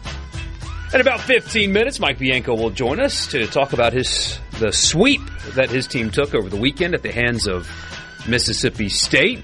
We talked about that series in the first hour. If you missed it, subscribe to the Sports Talk Mississippi podcast. Wherever you get them, you can find it there, because we talked about it a lot. Talked to Christian Ostrander, talked to Brian O'Connor. But right now, it's just after 5 o'clock. That means you know what time it is. It's time for the College Football Fix. College Football Fix is driven by your Mississippi Ford dealers. They're built Ford tough, just like the best-selling truck in America is, the Ford F-150. You looking for a new truck? It's about that time of year. What time is that? It's Ford truck buying time. Get out there. Buy one today at your Mississippi Ford dealer. Thank you for your attention to this matter. Pete Golding will talk for the first time since the playoff tomorrow. So when that happens, we will bring that to you. Also, he hasn't spoken? Not one time, not a word. On the visits with recruits, he's just pulling what his former boss used to do, which would be sit on the side while the other coaches talk and play on his phone. and then take a picture at the end and pretend like he did something. But that's what Pete Golding's been doing lately. No, I'm kidding. Although he is dressing nice in these pictures, though. Do you like that? I mean, because I remember Panic Pete. Well, I remember like when Mullen lost weight, and like the state wasn't as good the next year. People were like, "We need him fat again." Lamonis did the same thing. He lost weight after the national title. But no, that's so you'll hear from him tomorrow. You'll hear from Jeff Levy tomorrow as well. So since we're doing that tomorrow, I like this story actually, and I like what this should mean and what this should be moving forward for the college football playoff. Now, this isn't a first, but I think this needs to be more, if not exclusive. The College Football Playoff Selection Committee was short a member, and they filled that position with a familiar name. Gus Malzahn is going to serve on the College Football Playoff Selection Committee this year. I love this. And again, I know he's not the first one, but Wesley Walls on that committee, obviously the former Ole Miss tight end. I think the committee should be made up of exclusively people like Gus Malzahn, like Wesley Walls. Even throw in like an Andy Staples in there, somebody like that. Because while Gus Malzahn may have a love and an allegiance for Auburn, he might. I'm sure he does. I'm sure he loved his time at Auburn. I'm sure he loved his time at Central Florida, et cetera, et cetera. But Gus Malzahn does not have a bottom line that is dependent on a certain team getting into the playoff or not. Right. And so I think you're going to get a more honest selection process when it's somebody who loves the game, was in the game, and is not impacted by the results of the game. But if you're an athletic director from the SEC and that playoff selection is down to SEC team or Big Ten team, who are you fighting for? Yeah. Because if the Big Ten team gets in, it benefits them and harms you. Gus Malzahn, if the Big Ten team gets in, it doesn't hurt him at all. Yeah. So I love this. You can't disagree with this. Like this really should be made up of like definitely want some former coaches in there just because I feel like they help with the eye test, right? Like, is this really a playoff team, coach, when you watch them play? And he'll tell you yes or no. But then I think you also need some people like us. And I'm not saying you and I belong in there, but college football media, people who cover the sport. But again, we have no bottom line to it. Somebody who, maybe not you or I, because we might push for a Mississippi team because it helps us, right? Of course. But a national media member who, regardless of who goes to the playoff, they're still writing their articles. Mm-hmm. Can't hurt to have those people. But you're right. Administrators from conferences and from universities, they can't be in because they have their own agendas. Simple as that. And even if, I recuse myself, sure. But it's every selection. It's every single selection that directly impacts you positively or negatively. And I tend to think that Gus Malzahn is going to do this job with integrity. I think that if it came down to it and he thought a Big Ten team was better than an SEC team, he'd vote the Big Ten team in. Malzahn, in a sport where honesty is, the honest man is kind of hard to come by, strikes me as a pretty straight up guy. I think so. I think he'll be okay. So yeah, we're gonna buy into Malzahn there. I don't mind this idea. And I mean, think about what Auburn has been without him. I'm reading this guy. I want to read this here. Go for it. The C-Spire text line, 601-879-4395. Just so you know, Borkey, today was the first day I listened to your podcast. It may be the last until we beat y'all in another sport, but it's a good product. You know what? Hey, man, I say it all the time. I appreciate it. I know I have Ole Miss listeners. I know you have Mississippi State listeners. I do. They were in the comments last night. The hate listeners are the ones that listen the longest. You ever seen the movie Private Parts? You know what I'm talking about? Have you seen my what? Hey, have you seen the movie? What are you talking about? Private Parts. Have you seen it? No. Okay, it's an autobiographical movie about Howard Stern, right? Oh, wow, okay. And they go into a meeting, and the guy's like, so the average Stern fan listens for an hour. The reason they listen, to see what he'll do next. And the guy's like, yeah, well, what about the people who hate Stern? Good question. The people who hate Stern listen for 3 hours. Why? To see what he does next. So that's hate listening is a strong, strong thing. Oh, man. But yeah, I appreciate you. I did talk Trinidad last night, obviously, because it was the first recording since the news dropped. So he probably fast-forwarded through that to get to the baseball conversation.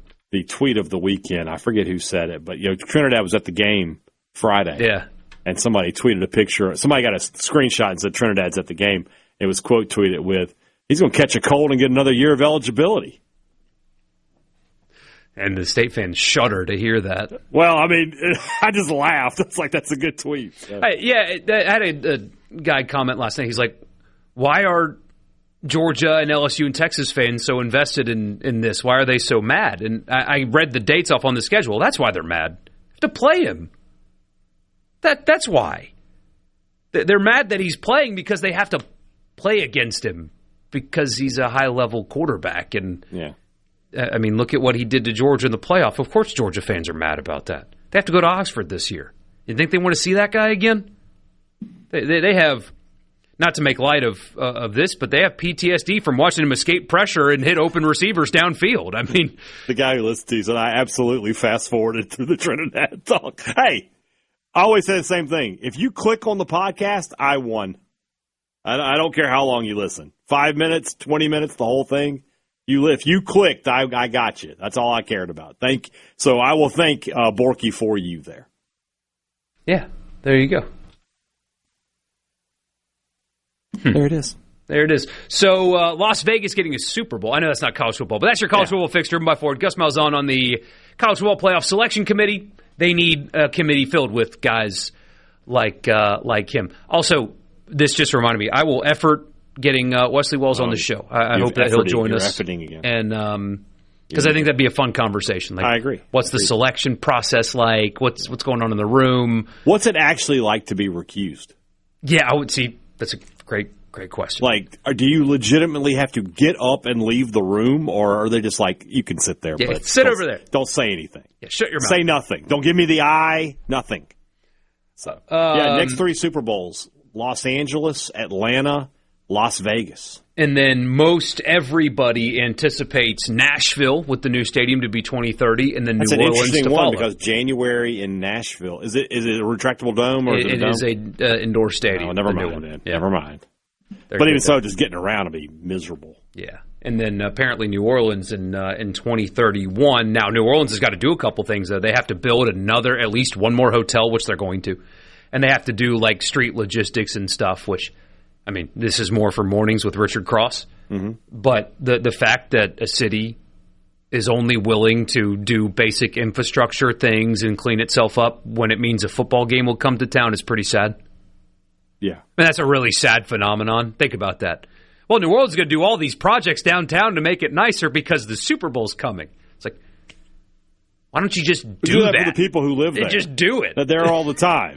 Help them out. I don't. But again, mornings with Richard Cross. That's more subject matter for his show. But yes, spring practice underway. Lebby and Golding tomorrow. And hey, this one of the more interesting press conferences because they were talking about this because they didn't have a portal day press conference because of the winter storm. So that didn't happen. And he has not spoken yet since Dabo did the Dabo thing. So you've got practice to ask him about because I think 2 practices have already finished. So you'll have practice to talk about. You'll have Trinidad to talk about. All that court stuff has happened since the last time we've heard from Pete Golding. They signed a portal class and also the Dabo thing. All of that's got to get covered tomorrow. So one of the more interesting coach press conferences in late March that you'll have because of all of that. Yeah. Speaking of Ole Miss coaches, Mike Bianco will join us when we come back. That's your college football fix with a little NFL sprinkled in there. Driven by Ford and your local Mississippi Ford dealer. We'll be back.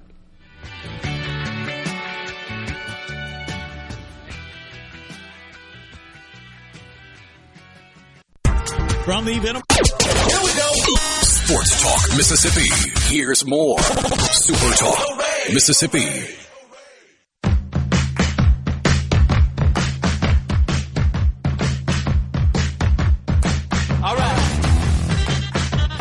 Welcome back, Sports Talk Mississippi. We go to the Farm Bureau guest line. Check out favorites.com and go with the home team, Mississippi Farm Bureau, as he does every Monday. Mike Bianco, head baseball coach at Ole Miss, joins us right now.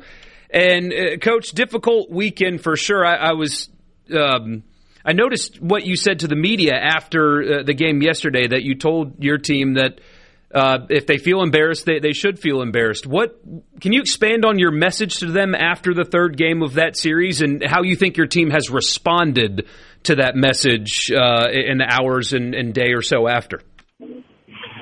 Well, gosh, it's going to be hard to remember exactly what I said. But basically that, if you feel bad, good, you should. When you don't perform, in the SEC on, an SEC weekend in front of, 30,000 Ole Miss fans, and especially, with your arch rival, you should feel bad. You should be embarrassed. And, but you also have to get over it. That's the one thing that this league does, is it teaches you that, everybody loses in this league. And so, and it's unfortunate that that's, what happened this weekend, but, we got to get better. And, it starts, Monday in practice, and we did. We had a good practice today. We worked on some things that, we felt as a staff when we met this morning that we needed to work on. And so, but the proof's in the pudding. We got to get better and have a good game tomorrow. And then move on to Gainesville and try to play better baseball. As I'm sure you guys discussed it in those meetings, the 4 times bases loaded without scoring a run. What can you guys do as a staff to help improve situations like that and scoring more runs in that type of situation, especially in the third game of a series? It's hard to just put, one blanket answer to that. I think, some of our struggles are individually, and, those sometimes are mechanical and some things that guys have to fix, and sometimes that's a fix in, a guy's swing, and sometimes that's replacing a guy, but then I think sometimes it's, the approach and which is a more of a, a plan of attack, when you say approach, and are you staying true to that approach, or because of something else leads you away from that approach or that plan? So it's really hard. That's a hard answer. But at the end of the day, all of those answers add up to we have to be better, with runners in scoring position, but especially the Achilles heel to this point has been with runners at third base and less than 2 outs, and which is surely some of what you're talking about, that when there's runs that are there, that you should probably score 70% of the time with if you're really good, and 65% if you're just average, with a runner at third base and less than 2 outs. We're not to that point. And when you're not hitting well, that just really, gets magnified. When you use the word approach, as somebody like me that's not, a baseball guy in the same way you and your staff are, have you been satisfied with the approach, the game plan, if you will, going into games? Are you making adjustments there on how your offense is going to attack pitching staffs moving forward? I think, if I hear your question, when you might be asking is our state, from our scouting to how you attack, Valinkis, the Saturday or the second starter. Yeah, I think some of those are spot on, and we weren't able to get the big hit, like I thought, certainly in day 2, he's really, really good, and you're only going to get so many opportunities, but we weren't able to cash in on any of those opportunities. We were able to do what some people aren't able to do, and, even with a guy that throws a ton of strikes, got a ton of swing and miss, can we run some pitches up, and get him out of the game, and, we're missing opportunities. So some of that, I think, the plan was good, but we didn't execute well enough. And then some of it, I think in game, for example, we didn't think the Friday starter would throw, and he would get himself in more trouble with counts and balls, and he didn't. A guy that averaged one walk an inning, I think walked to 0, pitching into the 5th inning. So some of that is I think the game planning or the approach, and some of it's execution. And you mentioned it, rivalry series, and as we talked about earlier in the show, you don't want to overreact to one series because of what the uniform says of your opponent, but it is obviously a huge series, especially for your fans. What would you say about the lack of success lately against Mississippi State, and how much can you draw attention to that, knowing that you have a bunch of games, not just 3 or 4 with the Governor's Cup during the season? I'm trying to understand the question. Can you kind of repeat it? I don't really get what you're talking about. Mississippi State has won a bunch of series against Ole Miss as of late. Okay. 9 of the last 10. How much do you draw attention to that, knowing that there's more than one series in a season?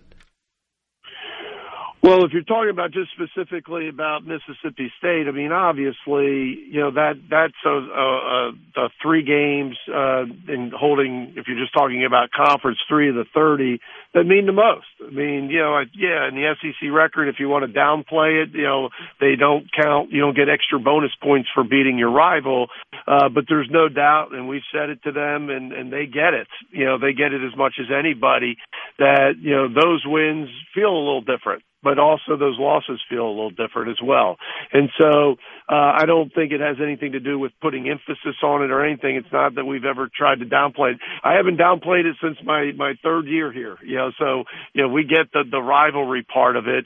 But unfortunately, we failed this year, in that aspect. And so now we got to get back into SEC play and get back to playing better baseball. Yeah, and more games to come, and you get Cade Townsend back. How was he feeling after that start, and how would you evaluate his performance?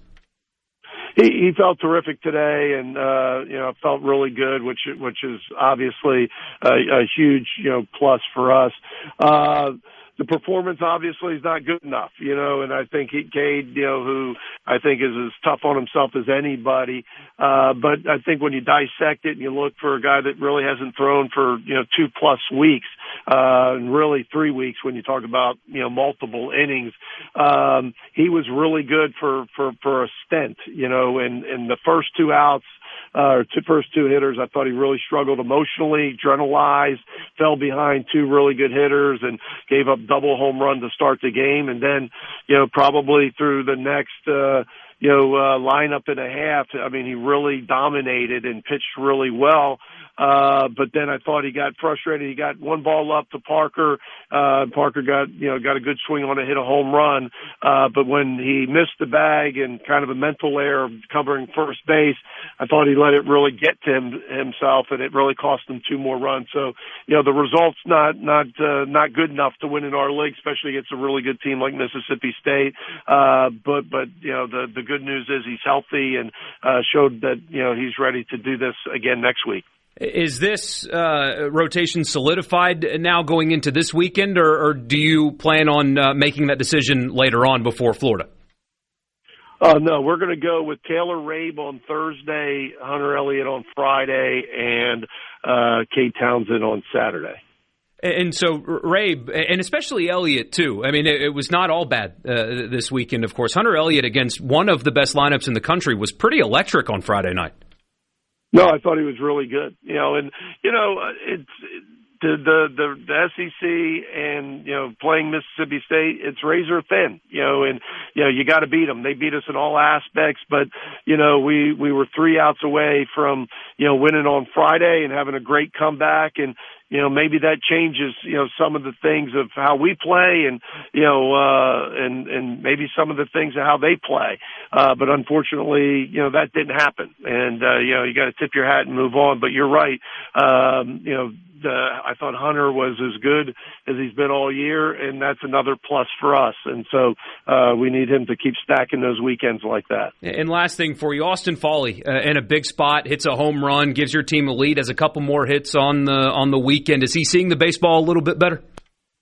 Yeah, and I think it's, a lot of credit to him and of course, Mike Clement. They've been working hard trying to get back to some of the things that he did last year really well. And some of his issues this year have really been, trying to get better off of last year, where last year he had a lot of swing and miss. The average wasn't great. And he hit a ton of home runs, and trying to cut down some strikeouts to try to not have so much swing and miss.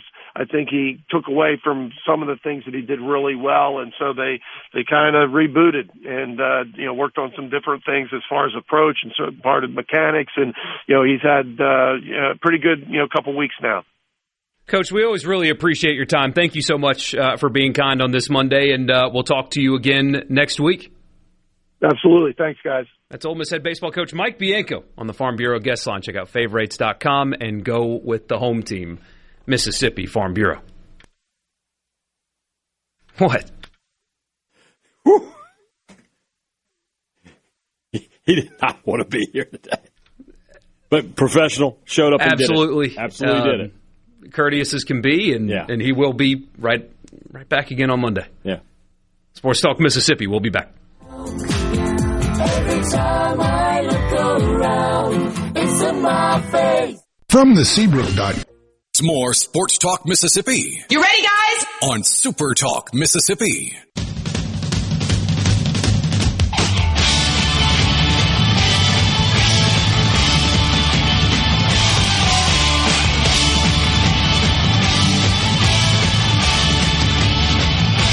Welcome back, Sports Talk Mississippi.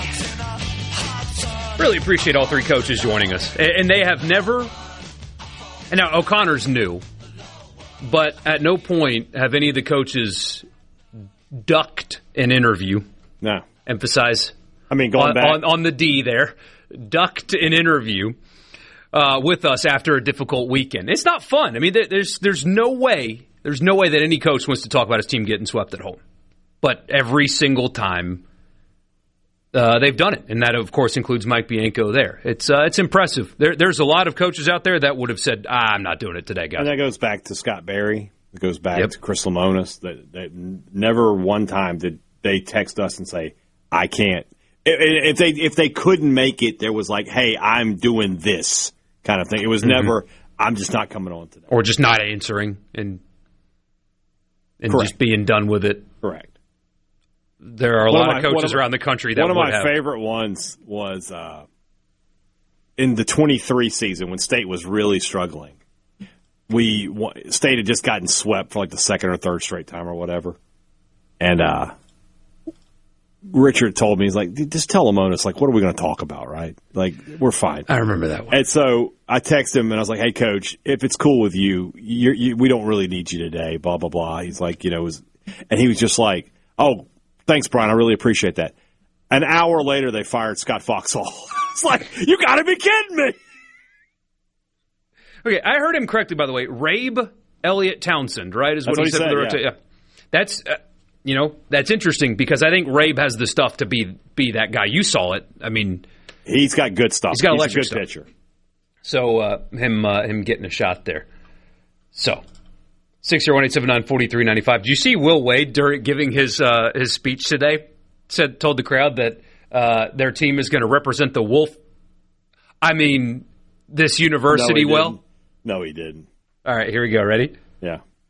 All right, it's recorded off of a screen, so you got to just listen to the audio closely. But yeah, here you go. Our team's going to represent the. Our team's going to represent.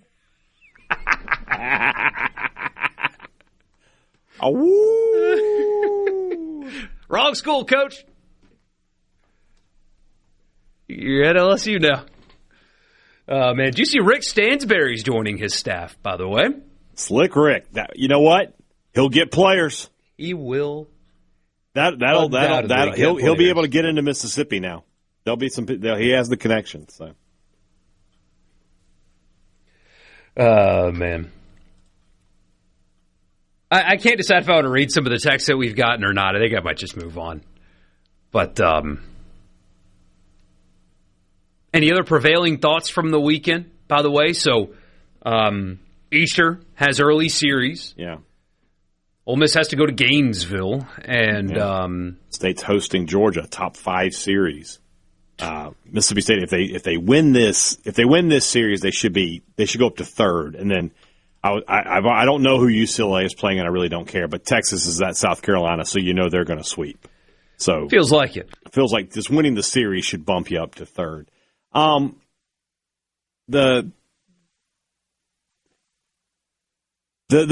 prevailing thought for me is that Mississippi State is as for real as they can be, right? The hitting, the pitching, the defense. And say what you will about Ole Miss, going there and sweeping is being battle tested. You can't do Vanderbilt was bad. No, you can't do that this weekend. Anytime you sweep on the road, you've done well. All right, this is what I was talking about earlier. If your theory for how to host, right, is win your home series, don't get swept on the road, and then be +1 somewhere else, right? 16 and 14 in the SEC, and you're probably going to be hosting, right? State's +3 right this second. They swept the home series and swept the road series. They're 7-2. It's their best start in the SEC since 2003. The biggest question for them has been pitching, and yet in conference play alone, they have the best ERA of anybody. They are the number 1 hitting team in the conference. They're 4th in fielding percentage. They just don't make a lot of mistakes. They compete. And the other thing and we talked about it last week, and I jinxed Ole Miss. I'll try not to jinx State. If State loses to Grambling, it wasn't my fault. But they're the only team that doesn't have a weird loss. Everybody else has got a sub-100, a bad loss. State's losses are to the number 1 team in the nation, the number 8 team in the nation, both in a neutral site on the road, and then 2 road losses to the number 17 team in the nation, who was 5th before they got swept this weekend by Florida. So eventually you think State might drop a game that they shouldn't, but it's not looking like it right this second. They just show up to play every single night. And now the best team that they've played for 3 games anyway, upcoming this weekend, right? That's pretty. I think Georgia better than Arkansas. Now, you had to go to Arkansas. That makes that a little bit more difficult. They're different teams. Yeah. Georgia, Arkansas is probably one of the best pitching teams in college baseball. Georgia is the second best hitting team, but they have 85 home runs on the year. Just so you let you know, they lead the conference in home runs. Number 2 is Vanderbilt with 59. Wait, didn't Oklahoma have crazy home run numbers? No, that's in softball. I saw that tweet too. It's in softball. They have crazy home run numbers in softball. In baseball, Georgia, 85 home runs. 85 home runs in 27 games. I mean, they just knocked the ball all over the yard. Now, Vanderbilt is the number 2 home run team, and they didn't have any home runs until that Sunday game where it was just a slugfest, right? Ole Miss was a good home run hitting team. They had 2 on Friday, and then that was it. So State does a pretty good job of limiting the long ball while hitting a fair few themselves. Going to be a really interesting matchup. This is 2 elite pitching coaches between O'Connor and Parker, and then Wes Johnson over there. 2 great hitting coaches in Will Coggin and Kevin McMullen. It's a huge matchup. There's going to be massive crowds this weekend. I can't help but think that Saturday, especially if State could win the first 2 somehow, if they were going for a sweep on Saturday, that you might have a chance to break a record right there, because I just feel like it. So this has been it's been such an interesting team to watch, just because they had the huge expectations preseason. They have delivered on them. They're 24-4. They're off to their best start since 2019, their best SEC start in over 20 years. They're just playing good baseball. Mm-hmm. Somebody says, I think the wind knocked down some Ole Miss potential home runs this weekend. The Friday game should have been like 11-9. Both teams had some stuff knocked down. It did. I think Ole Miss would have won in a normal day. The follow-up question would be, okay, so when it's windy, are you done? Yeah, you can't win. That's the problem. Is that the only way you can win? Mm-hmm. That's a problem. Yeah. Someone says State has to address the walks. The walks were a problem on Sunday. 7 walks from Duke Stone. That's too many. Well, and walks are what led to the Foley home run on Friday. Yeah. And 2 walks got to him. Something you said. If you don't give up free bases to Ole Miss, they hit solo home runs. Yeah, you'll beat them 4-2 with 2 solo home runs. If you don't have the walks there, you lose. Yeah, it's a much easier win for Mississippi State. And especially with that, what makes it frustrating from a State perspective is you're at the bottom of a lineup that doesn't put the ball in play. Just throw the ball over the plate and, you're going to get out of that inning unscathed. Instead, you gave up a lead. Now, you got it right back, Right. But still, unnecessarily created drama on a game that, frankly, shouldn't have had any. Yeah. Yeah, it was just... Yeah, I do think on a normal night with the wind, if the wind was doing that, Ole Miss probably wins on Friday because they had some balls that got hung up in the air that probably should have gone out, but they didn't. And somebody made a point, like when the wind is blowing like that, you got to hit line drives. State hits line drives, man. That's what they do. That is their MO, and that's why they. Let me check. Let me see if they're still doing it. They were leading the conference in doubles. Coming into the weekend, as far as I know. And they are, still number one. They have 70 doubles and 46 home runs. And they just hit the ball hard. Like, I asked O'Connor about BAP-BIP last week with Ryder Woodson. Everything Ryder Woodson hits is a laser. It just hits line drives. Sometimes they find gloves, sometimes they don't. But if you hit the ball hard, what Friday was a lesson in if you put the ball in play, good things happen. And so, if you're just back there taking pitches and trying to work counts, that's not how you're going to win. Sometimes you got to be aggressive, and State was the more aggressive team. Somebody being a little sarcastic. What about errors? Still too early? Did Ole Miss they had one error this weekend, right? They had 3 errors. They had 1 on Sunday and 2 on Saturday.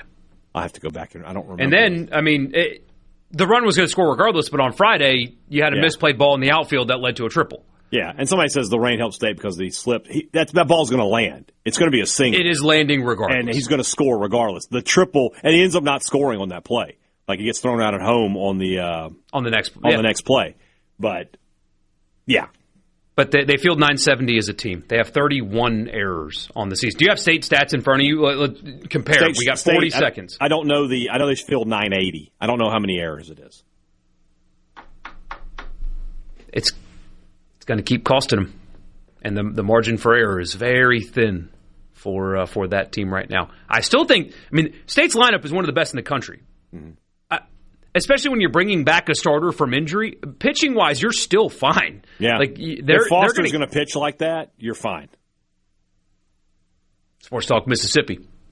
We'll be back.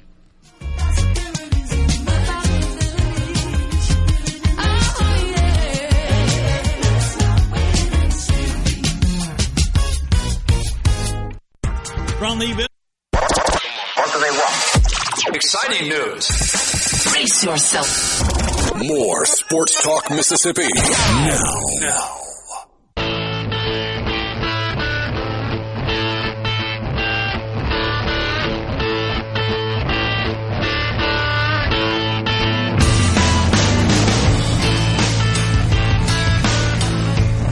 Big news in the world of candy. A 12-ton shipment of Nestle's Kit Kat bars were stolen in a chocolatey heist that risks causing a shortage in stores right before Easter. I had no involvement in this.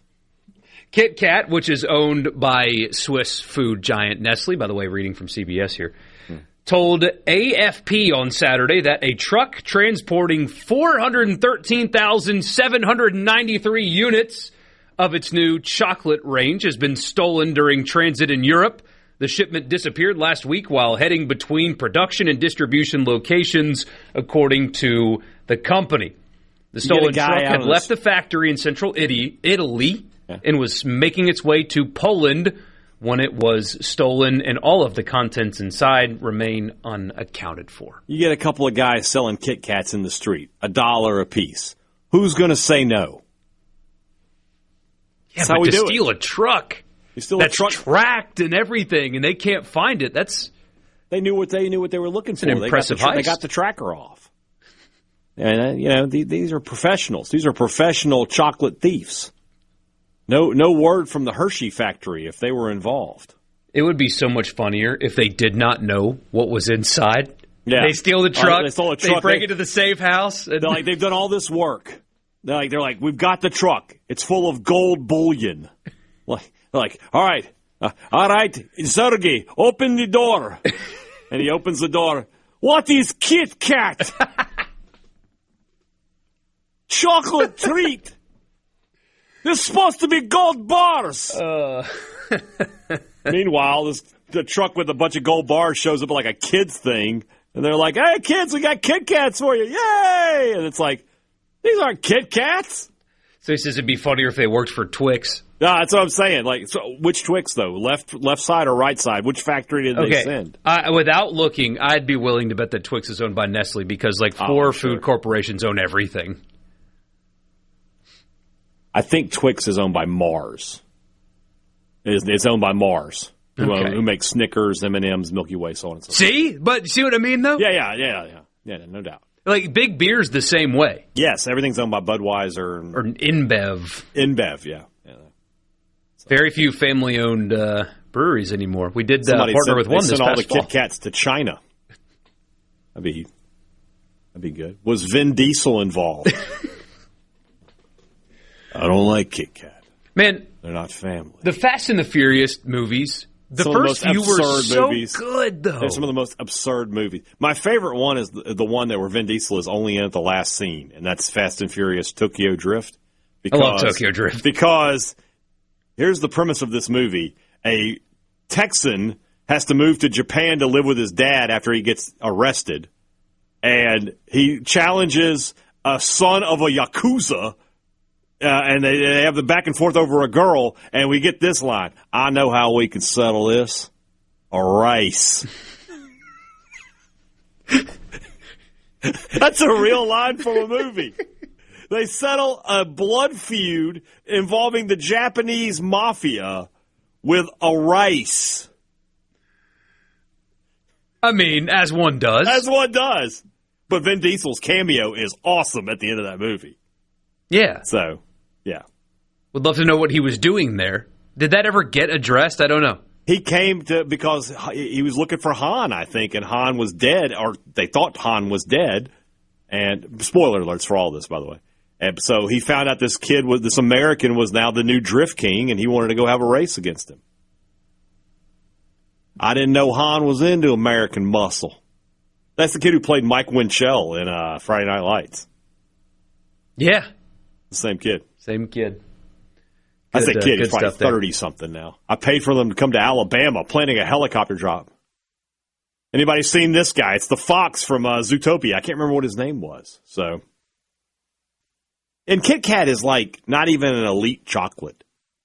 Like they couldn't find a truck of Snickers or Ferrero Rocher. What's the street value of a truck of Ferrero Rocher? I think it's much higher than Twix. I can't believe there it is. Poor guy got his heart broken in the high school of the Texas football state championships. In the book, it's not even the state championships. It's the state semifinals. It's one of the issues I had with that movie is they didn't actually go to the state championship that season. They went to he's from Mississippi. His name is Luke Jackson.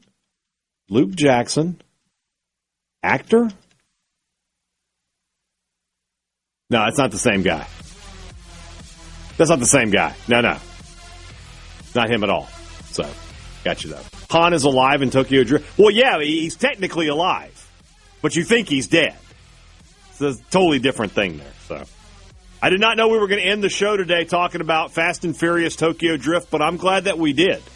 That's how you know it was a quality program.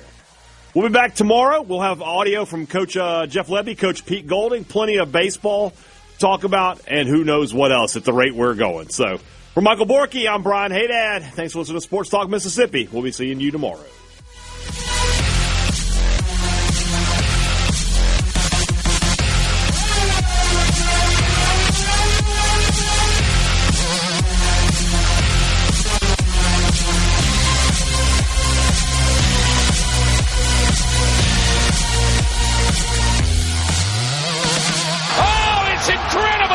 Your home. A SuperTalk Mississippi media production.